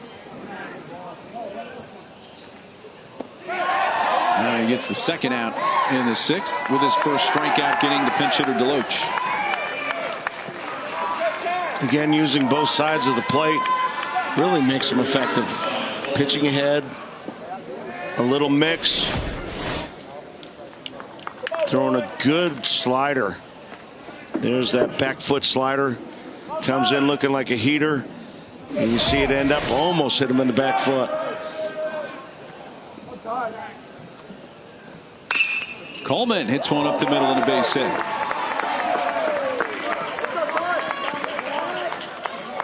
Two-out single for the third baseman of the Aggies. Keeps the inning alive. They have not gone 3 up, 3 down yet in the game. I take that back. They did so at one point in the 4th. But have stranded 7 runners on base. They've missed some chances.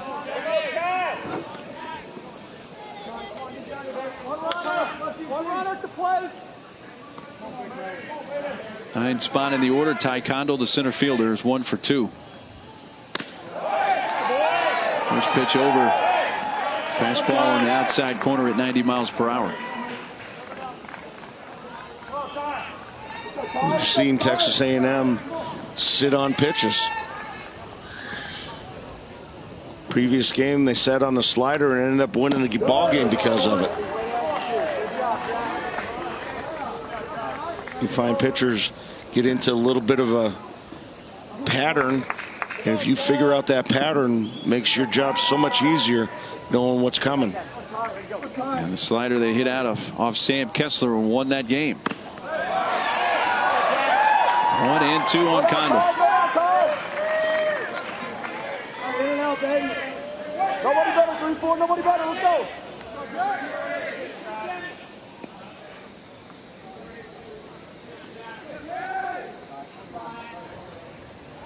He was leaning and they pick him off. Ty Coleman is picked off to win the inning. Yeah, they may have picked up something in the scouting report, but you got Jack Carey. Makes him stop. He's leaning. Too late. Got caught. Hand in the cookie jar. See ya. A&M starting pitcher Chandler Josewak's on the short end of the score, but Spanky has struck out 12 in 5 innings. Yeah, he's moved the fastball in, out, used his breaking ball. You take Kyle Gallagher out of the equation, and this is a 1-0 ball game in their favor. He's going to have to face Gallagher, who's due up second in the inning. Leading off is Michael Rothenberg, who walked ahead of Gallagher's 3-run homer in the first. A career high 12 strikeouts. He set down the last 7 batters in a row.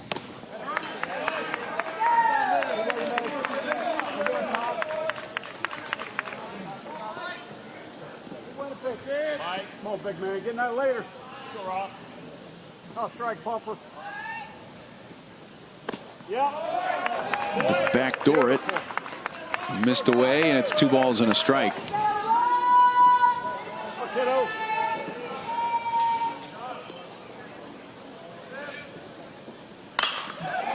Towards the 5-6 hole, playing deep in that direction. Shoemake there to make the play and throw out Rothenberg. Well, here's Gallagher, and as Spanky just mentioned, this is the guy that's made the difference in this game. A 3-run homer in the first. Hit that the other way, and then a double off the fence and left in the 3rd inning. Also, as you said, he's about 8 feet away from a couple of 2 home runs.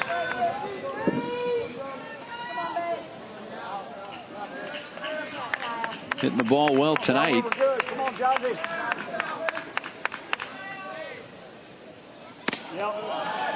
First pitch strike. The only other hits against Josewak have been singles. So he has the only extra base hits against him.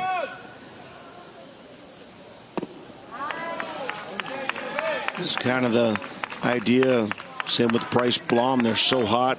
He and Gallagher so far in this game. You almost want to roll it up there and hope it doesn't take a big hop before he gets to home, because they might hit that out. Probably not a bad idea. As hot as both are.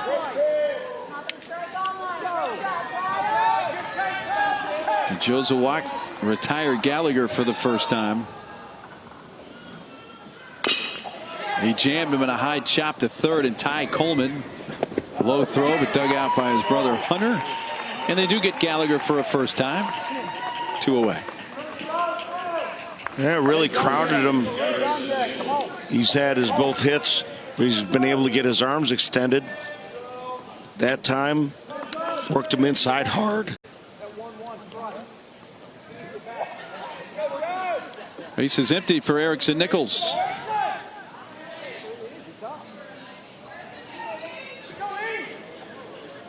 He had a base hit in the first inning, a strikeout in the third.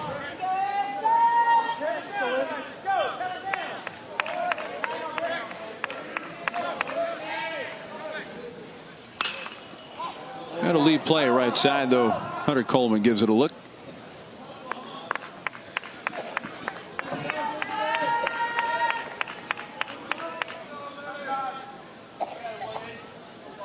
Come on, big boy. Come on, baby, here we go. Gallagher's double in the third, the last batter to reach against Chandler Josewak.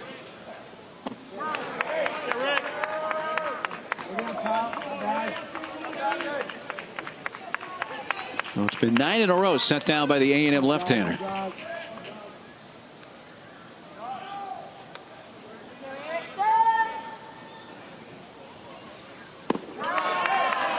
little bit low, 2-1.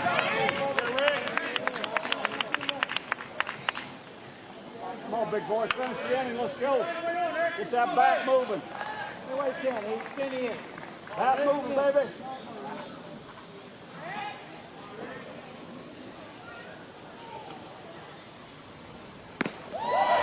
Pulled the string on him.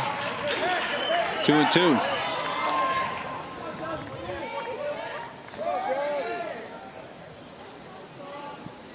Come on, bust him up.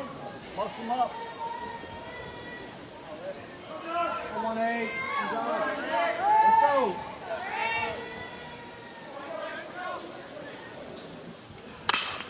Whack towards center. Condell sees it drop in for a base hit.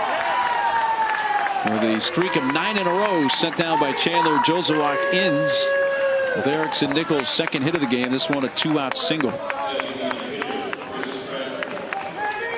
He's really got it together. His pitch count was getting up early in the ball game. He's actually at a fairly decent total, 93 pitches. With all those strikeouts, you're going to throw a lot of pitches. So number 94 coming. That's to Chris Crabtree, the DH.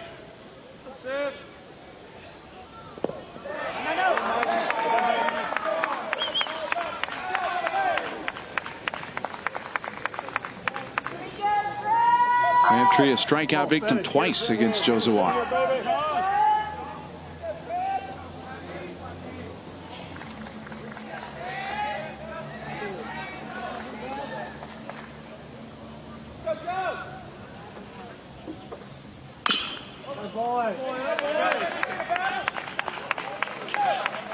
After punching out twice and you're the designated hitter, you're looking down at the A&M bullpen hoping that they're going to get somebody else out. Crabtree with a ball and a strike count.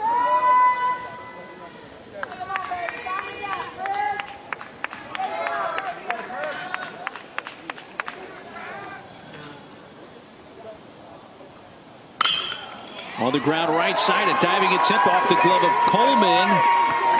Blum, the second baseman, retrieves it in shallow right, and stopping at second is Nichols. Crabtree with a base hit. That's 2 on, 2 outs. Well, if Coleman actually doesn't make contact with this, I got to believe that Bryce Blum's going to be able to make the play. He would have been right in front of it. But as a fielder, you try to get everything you can.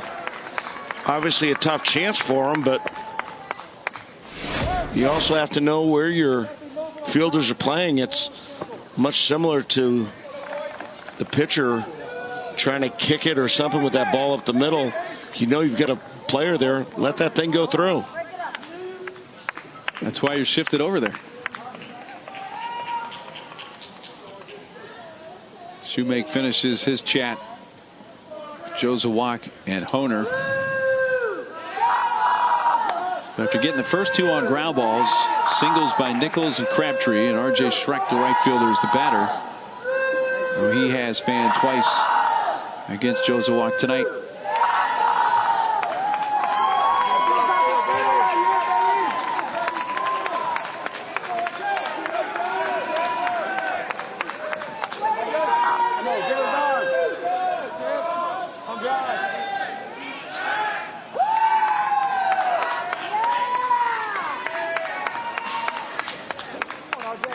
Duke leading 4-1 in the bottom of the sixth. If they win, this Morgantown Regional is over, and they go to the Supers.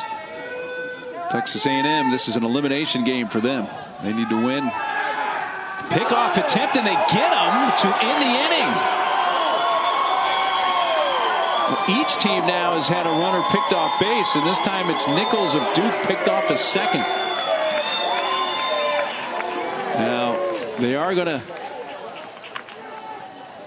review this, so the A&M players are going to linger around the field as the NCAA Video Review Center will come into play here. Now that's a no-no for me. You can't even have this be close. And take another look at this from a different angle. Did his left hand get in before the tag? The call on the field is out, so there has to be indisputable video evidence to overturn it. There's the touch. Is the glove already made the tag? What I saw there, I can't overturn the call. Can you? No, I can't either. But as a base runner, you're on second base. There's 2 outs. Get a left-handed hitter up. You're not going to steal third base. So what you have to do is be a little conservative with your primary lead. As the pitcher delivers the ball, that's where you get your extra steps and you go into your secondary lead. But to get picked off in that situation, that's a no-no. Because if this call does stand and you're Duke, you're thinking, 2 on 2 outs, 1 more base hit might ice the game right here. Perhaps. And that call is going to stand. Actually, they just confirm it. They say that is the right call. So that ends the inning, and it's 4-1 Duke after 6. Duke trying to make that 3-run home run from Gallagher in the first stand-up. He also knocked in their run in the third, and it's 4-1 Blue Devils, who with the win advance to the Super Regionals. A&M batting top of the 7th. 9-hole hitters leading off. Ty Condell, the center fielder. A&M needing base runners, and he shortens up and looks to bunt and takes ball 1.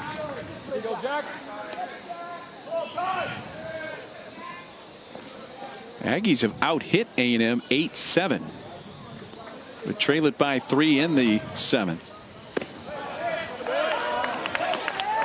A&M is stranded 8. In our interview with Coach Childress, he had mentioned, the lack of big hitting. 7 guys left on base, according to my scorecard.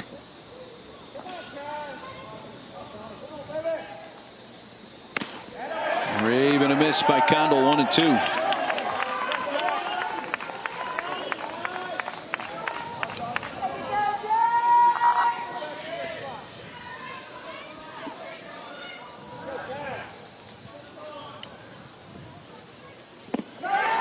Got him to chase that slider in the dirt, and they throw to first to complete the strikeout.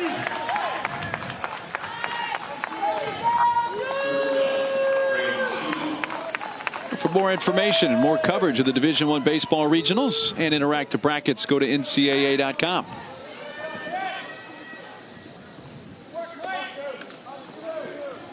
Top of the order, Braden Shoemake 0 for 3.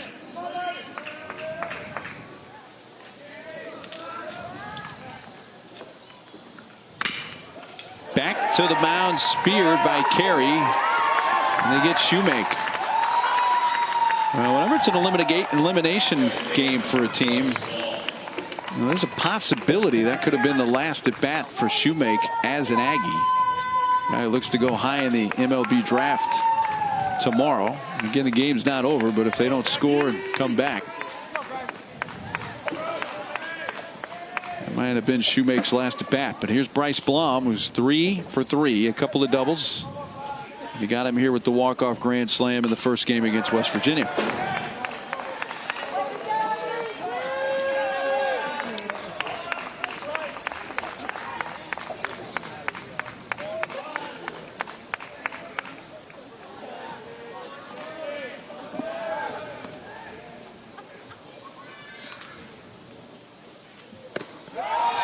Strike pumped in by Carey.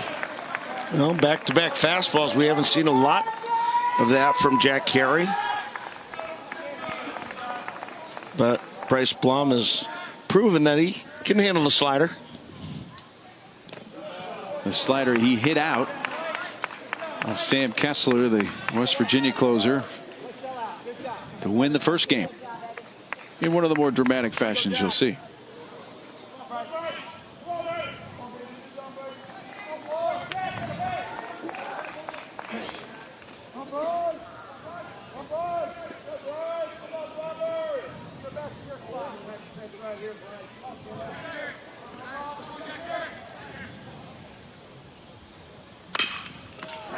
Back to Carey. It was a quick inning.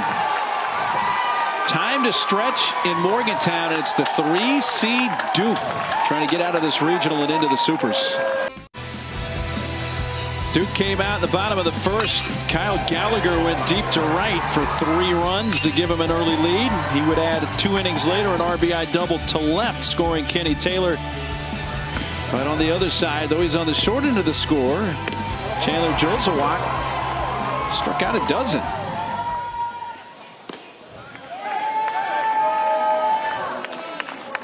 And he's back to the mound here for the bottom of the 7th. Look at our game summary. A&M has 8 hits. Duke was 7.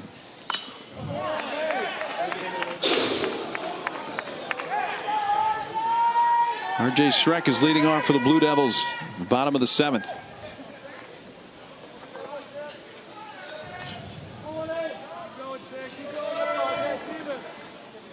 Schreck is fanned twice tonight against Josawak. He won't strike out this time. He hits one to the corner. In right.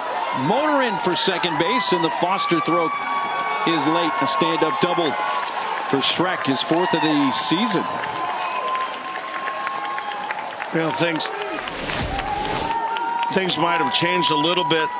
Might have changed it, but here you see a double down the right field line. If Nichols doesn't get picked off a second, that's at least 1 more run, possibly 2. And that's 3 straight hits between the 2 different innings, and that has the attention of Rob Childress, the head coach, who's walking out to the mound.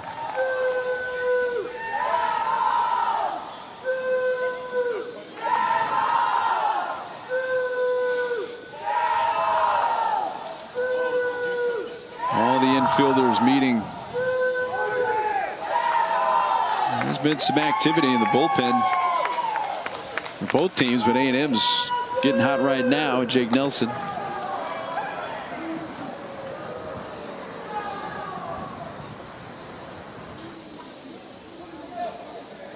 You got the 9-hole hitter Hoyle coming up.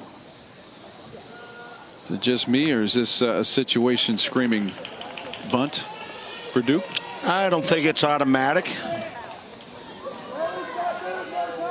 I think if it's a closer ball game, yes. If you're up 3 runs, maybe playing with house money. I at least give him 1 pitch to swing at. If he doesn't, if he's not able to put it in play, then I go ahead and have him bunt, get him over to third base. And at that point, now you've got a number of different ways you bring in the squeeze, the safety squeeze. But as number 9, yeah, The conservative route here is definitely to bunt him over. Next pitch from Jozwiak will be his 100th of the game.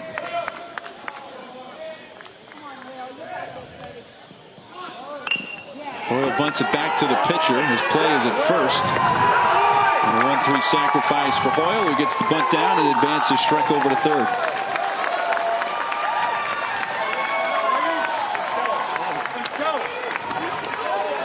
So a chance for the top of the order for Duke to add to their 3-run lead here in the bottom of the 7th.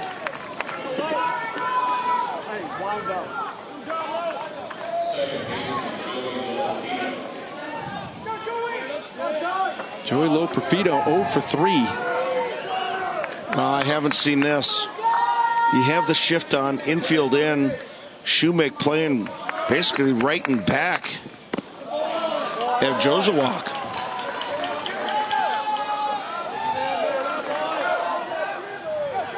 Very interesting, as you say.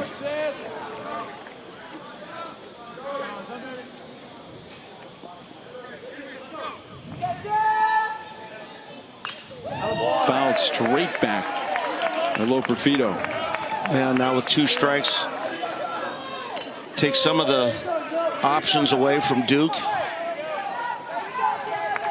The squeeze or even the safety squeeze is probably out the window right here.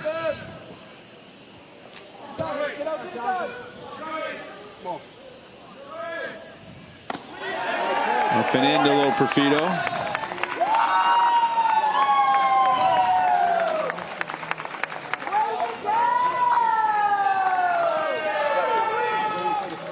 Sophomore from New Jersey, trying to add to the 4-1 lead for Duke.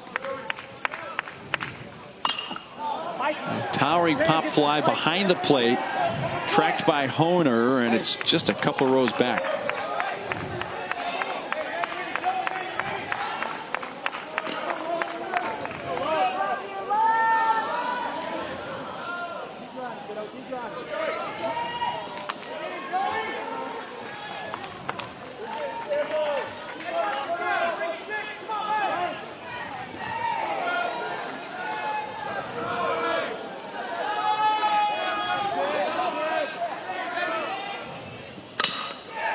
Runner coming home. Here comes the throw by Blum, and now the rundown. Streck being chased back towards third. Ty Coleman.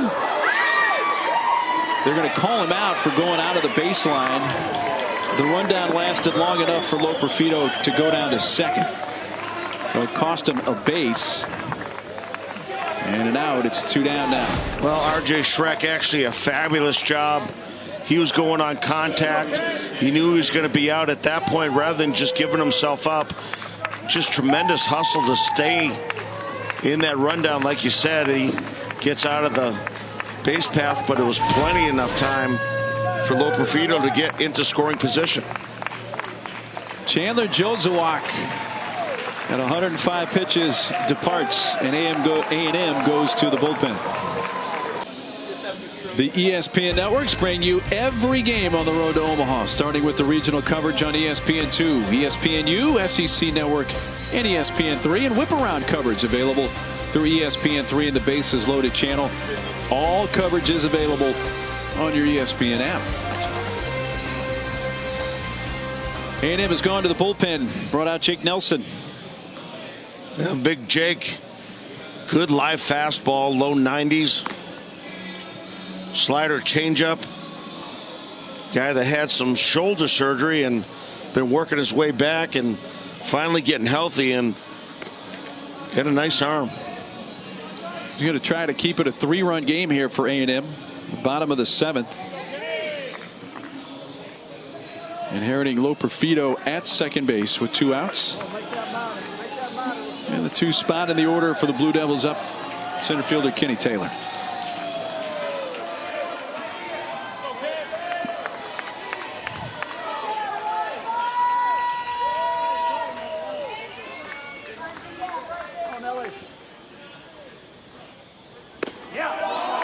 Fernandez slider away, strike 1.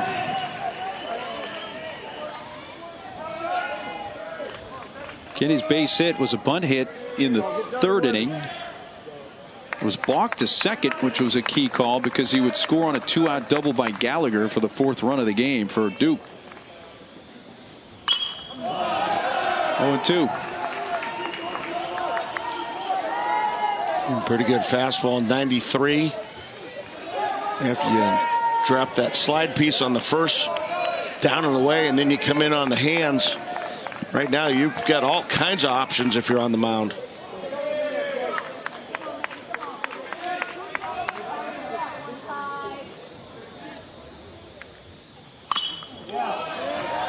Jamming him again, another foul ball.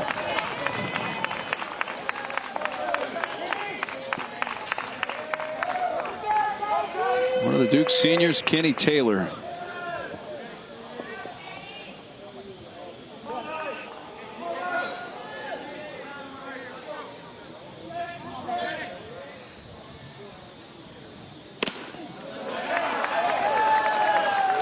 With that fastball up there again at 93.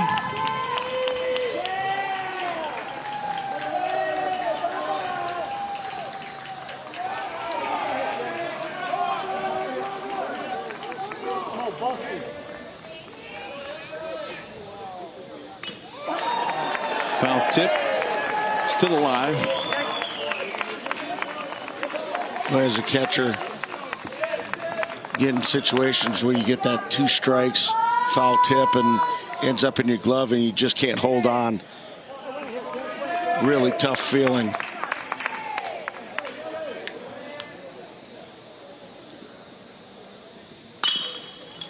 Out to third, into the mid of Ty Coleman. Gets him by a step to retire the side. A leadoff double by Schreck. A runner stranded. We finished 7. It's 4-1. Back to the NCAA Baseball Regionals, presented by Capital One. Regional final game. Duke with a win moves on to the Super Regionals. A&M, if they can rally again like they did earlier today against West Virginia, and set up a decisive final game tomorrow. Duke uses their 3rd pitcher of the game and have Matt Dockman. Yeah, the crafty left-hander throws the ball middle 80s. Good changeup, slider. Strike thrower, needs to mix, move it around.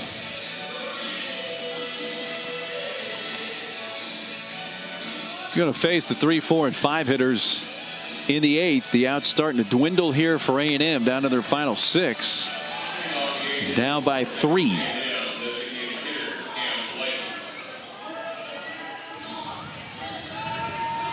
Cam Blake to lead off. As a bunt hit. Another single as well. 2 for 3.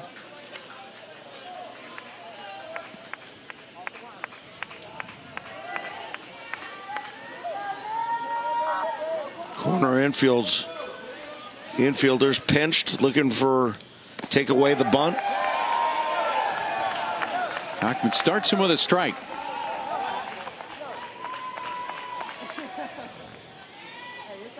Blake definitely one of the best bunters on the team for A&M. Had that bunt hit in the 3rd inning.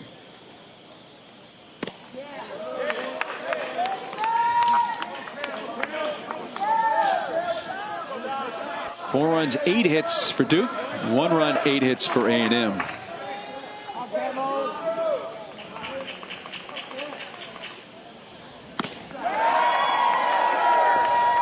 1-2.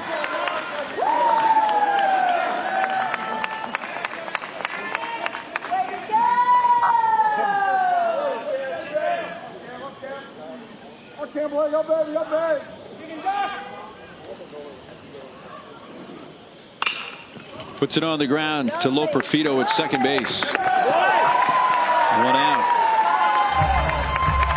Duke trying to become the 3rd ACC team to punch a ticket to the Supers, as Florida State already has, and now North Carolina has with their win over Tennessee. They've won the Chapel Hill Regional. Florida State wins the Athens Regional to eliminate the number 4 national seed Georgia.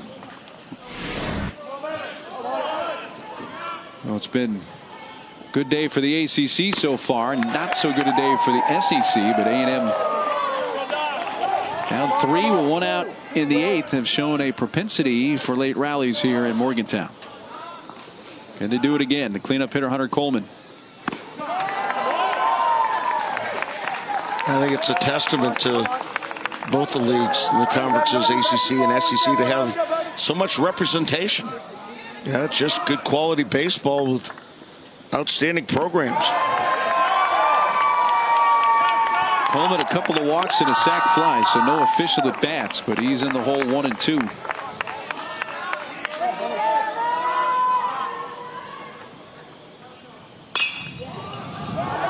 that get out of play? Yes, it will.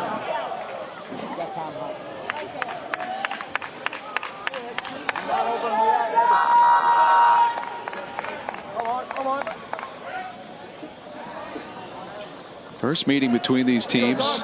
Duke had an 8-1 lead going to the bottom of the 9th. Duke pitching kind of self-destructed a bit, but A&M scored 4 runs in the 9th, lost 8-5. That put A&M in the losers bracket right out of the chute here. Since then, they beat Fordham to eliminate them, and now eliminated West Virginia earlier today. Take away that 9th inning. Duke, 1 run in the first game, 0 in the second, and 1 so far in the third. Yeah, it's been their starting pitching. That's been the key. Now it's been handed over to the bullpen, but perhaps, Spanky, that's been the surprise of this regional so far, has been their pitching. 3-2 at Coleman. Hits a fly ball to center field. Kenny Taylor has a track, though. That's the second out.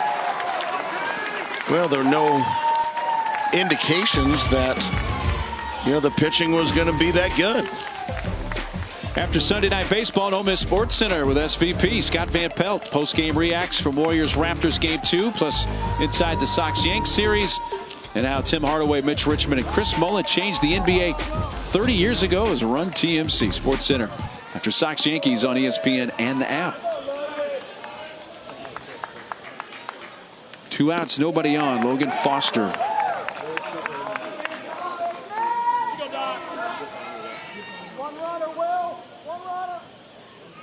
Key grand slam against West Virginia in their rally earlier today. A foul ball that takes the mask of Rothenberg right off.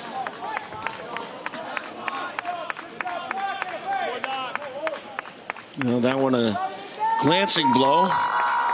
Those kind of startle you more than hurt. It's that one that hits you square in the mask and ends up somewhere in front of home plate. Those are the ones that sting you. Foul tip, 1 and 2.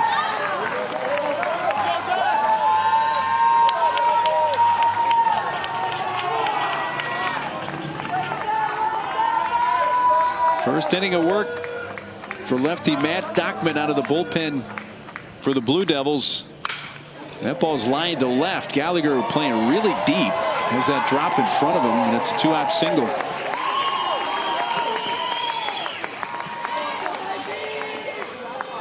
Base hit Logan Foster. You're absolutely right. That ball, generally, I think that should be caught. If you're playing regular depth, you might not even have to move. Didn't look like Gallagher picked it up real well and just decided to play it on the one hop. They've been playing him deep.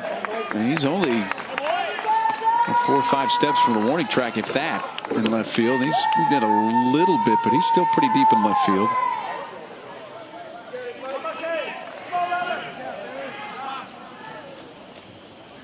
Honer has a double and 3 at bats.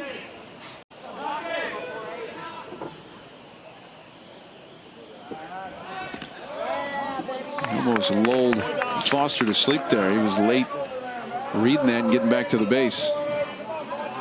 I can assure you, if you get picked off here, you don't want to go see Coach Childress. Not at all. They had Ty Coleman picked off in the 6th. Duke's had a runner picked off second. Nichols in the 6th inning.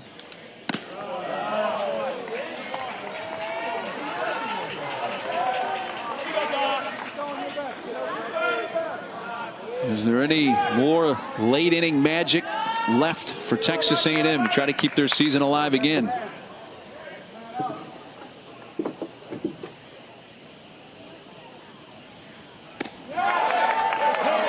Just off the outside corner. He tried to backdoor a breaking ball. Rothenberg thought it was a strike. All of his actions. Here's the pitch, outside corner. Yeah, looked pretty good to me. You can always tell whenever the catcher kind of double clutches. He hears ball and doesn't understand why. Right side to his left. Loperfido takes the out at second base to end the inning. Now the Duke Blue Devils will bat in the bottom of the 8th, up 3. The ESPN networks bring you every game on the road to Omaha, starting with the regional coverage on ESPN2, ESPNU, SEC Network, and ESPN3, with whip-around coverage also available through ESPN3 and the Bases Loaded channel with Matt Schick and Mike Rooney. All coverage also available on the ESPN app. Duke knows they're going to take at least a 3-run lead to the 9th, 3 outs away from making a super regional for the second time in school history, yet for the second consecutive year, as they went last year for the first time, going to Lubbock before falling in the decisive third game to Texas Tech. Ed Mervis, 1 for 3, singled in the first and scored on the 3-run homer by Gallagher.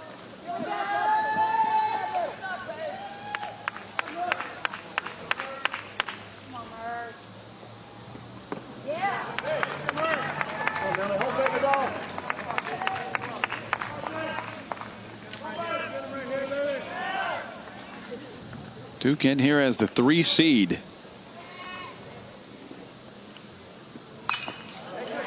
On the verge anyway. Winning this Morgantown regional. Hey, get him right here.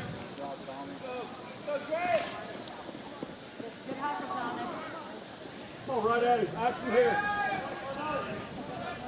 Duke in the ACC tournament. Beat Notre Dame, but then lost to Georgia Tech on a walk-off double by Tristan English. Lost 5-4. Wound up being sent here to Morgantown as the 3 seed. They have made the best of that.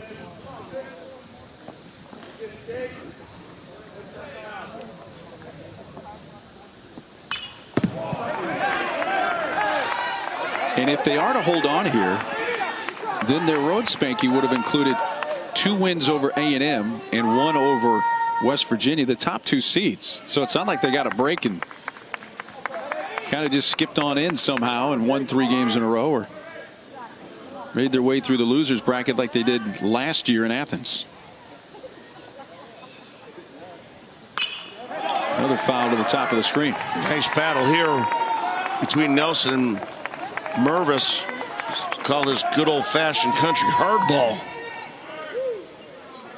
2 big guys going at it. Nelson on the mound say, here's my heater. What can you do with it?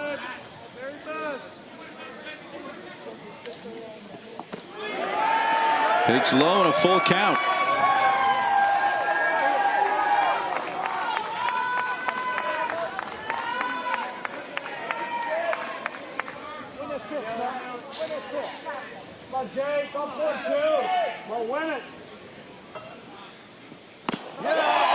Went up with the high heat, and at 92 miles per hour strikes out Mervis, and that battle belonged to Jake Nelson. 1 out. That's fun to watch. Jake Nelson wasn't messing around. Just went high, hard heat, 90+ miles an hour. Mervis upset with himself, but that was a nice battle. First pitch to Rothenberg is a high fastball.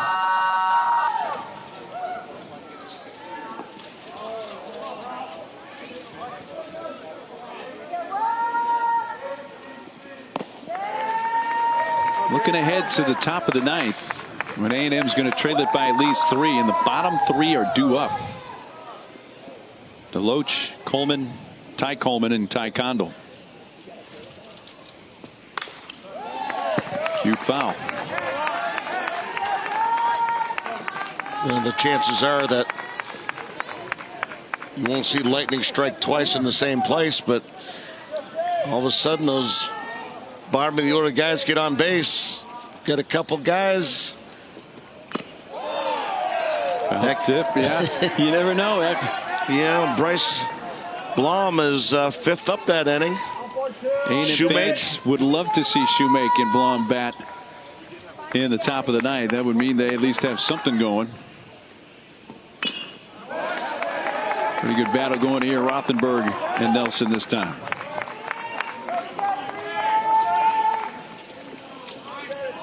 Nelson came in to get the final out of the seventh. He's gotten the first out of the eighth.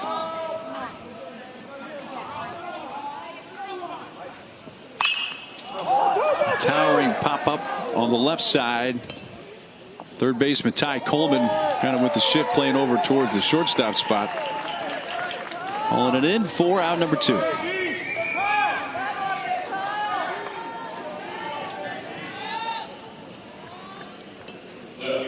Bases are empty for Kyle Gallagher, and this has been the thorn in the side of A&M in this game with a 3-run homer and an RBI double, knocking all 4 Blue Devil runs. Oh, Jake, come on, baby dog.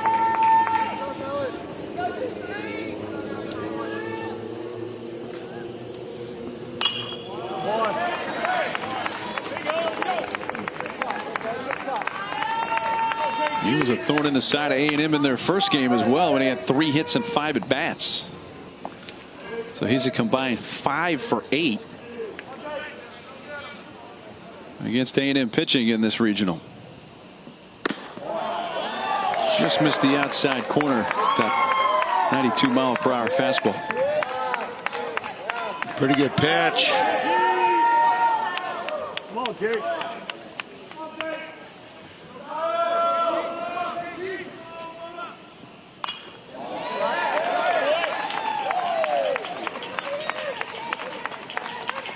This is the changeup. That was not one of his better efforts, but he gets away with it. Now he's on top. We've seen wipeout stuff already. Gallagher guides it down the right field side for another hit. Will it be for extra bases? He's trying for 2. 2 doubles, a home run, 3 extra base hits for the former backup quarterback at Cornell, now Duke grad student Kyle Gallagher.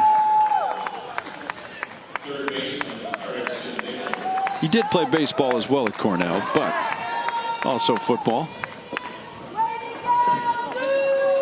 Yeah, good piece of hitting. Showing some versatility. That ball get in on him really strongly, and equally as strong to fist that thing out over into right for the double.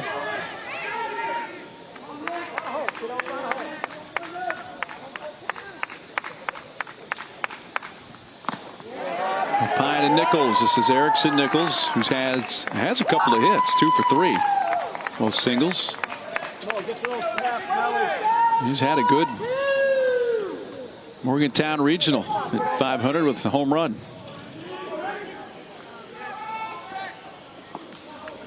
He had a 3-hit game and a 3-run homer against A&M in the first meeting on Friday.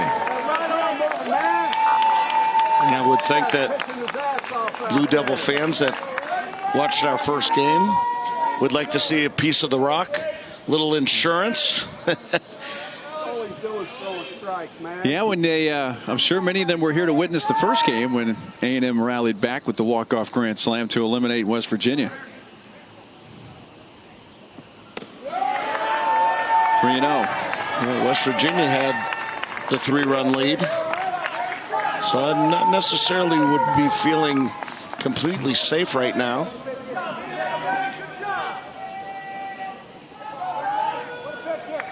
Additional run for Duke would at least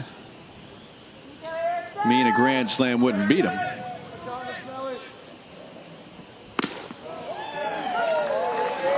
Rio strike.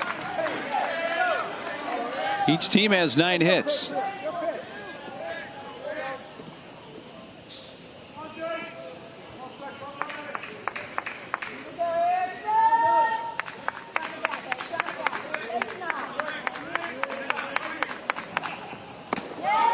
Ball 4 is up and in, and a couple of 2-out base runners for the Blue Devils as Nichols reaches for a third time.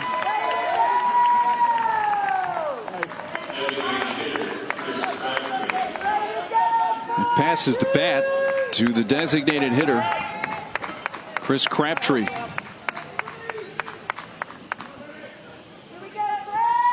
Chris with a couple of strikeouts, but a base hit in his last time up.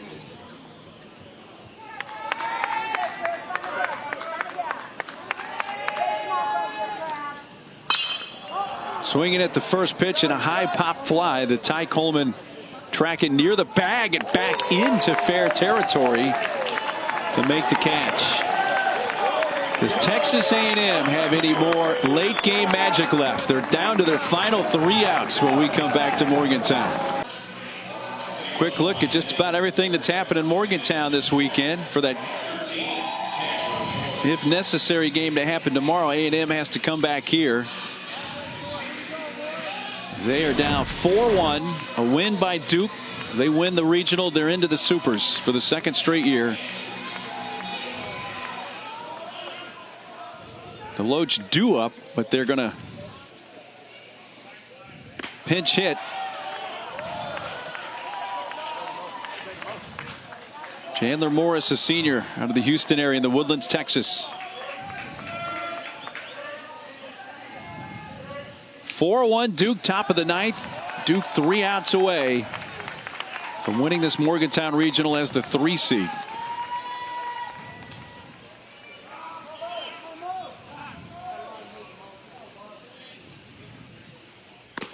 Morris is out in front, and he's in the hole 1 and 2.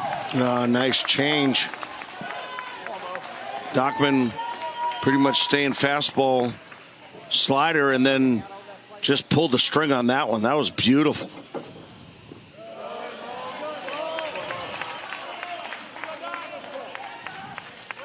Chandler Morris pinch hitting. It's the bottom 3 in the order for Texas A&M.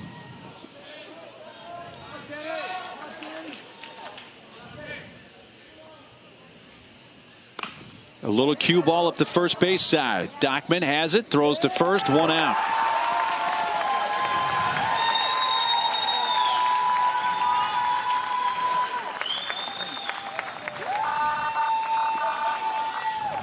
Dockman has done very well here in an inning plus of relief now. Up comes third baseman Ty Coleman.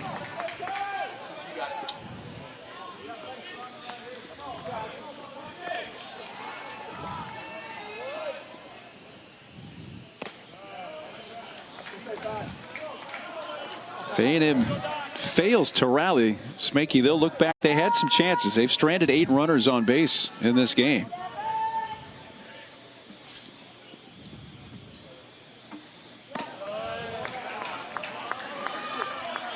They scored their only run in the third on a sac fly by Hunter Coleman. Big gap in right center. Coleman can take something the other way. Right now, with no wind, it's gotten cooler. Ball just not carrying like it was earlier today, it doesn't seem.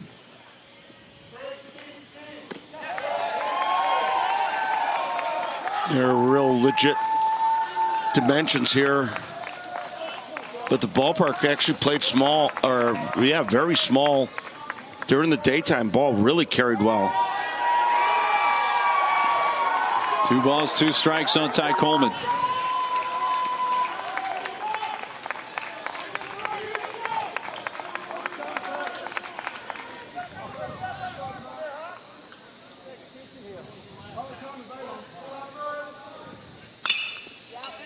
Pop up, backing up. Low Perfido, the second baseman, and Duke is 1 out away from making it to the Super Regionals for the second straight year.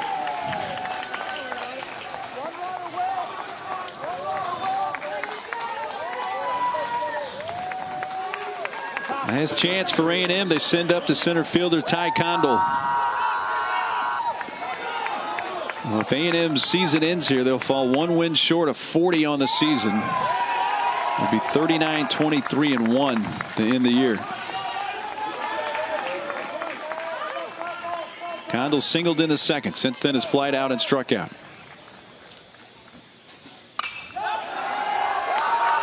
Duke 1 strike away. And if you're Matt Dockman, this is about execution and not wanting to be the first one on the pile. Make your pitch, then enjoy it should you be successful.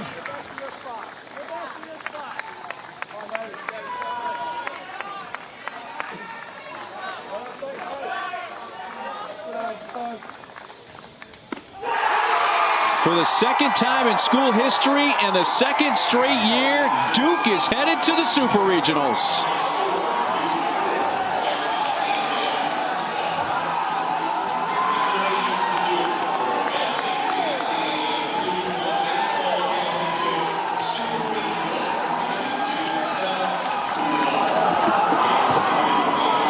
Win number 34 on the year for the Blue Devils. And they come to Morgantown, West Virginia. The first regional hosted here in Morgantown since 1955. And it's Duke that cruises through unbeaten and wins it. Well, going into the tournament, Coach Chris Pollard was thinking their offense was going to carry them. They did enough offensively, but when it came down to it, their starting pitching in general was just absolutely fabulous. They were almost flawless. The hugs and the handshakes for the Duke team. It fell a game short of making it to the College World Series last year for the first time since 1961. They'll give it another try. They'll take on the winner of the Nashville Super Regional in the final strike. The celebration begins for the Blue Devils. The magic runs out for Texas A&M after one of the most remarkable games I've ever witnessed in college baseball earlier today with the walk-off grand slam when A&M beat West Virginia. But it's Duke that prevails. Well, A&M just kind of faltered a little bit on the mound. Their offense surely gave us some excitement. Boy, that previous game was just one of the best I've ever seen. So it's the winner of the Nashville Regional, which is hosted by Vanderbilt. And Duke awaits the winner of that. And if it is Vandy, they'd have to go to Nashville. We'll have to wait the outcomes. Vandy, they beat Indiana State tonight. We'll wrap up the Nashville Regional. But some happy Blue Devils as they come to Morgantown, West Virginia and go 3-0.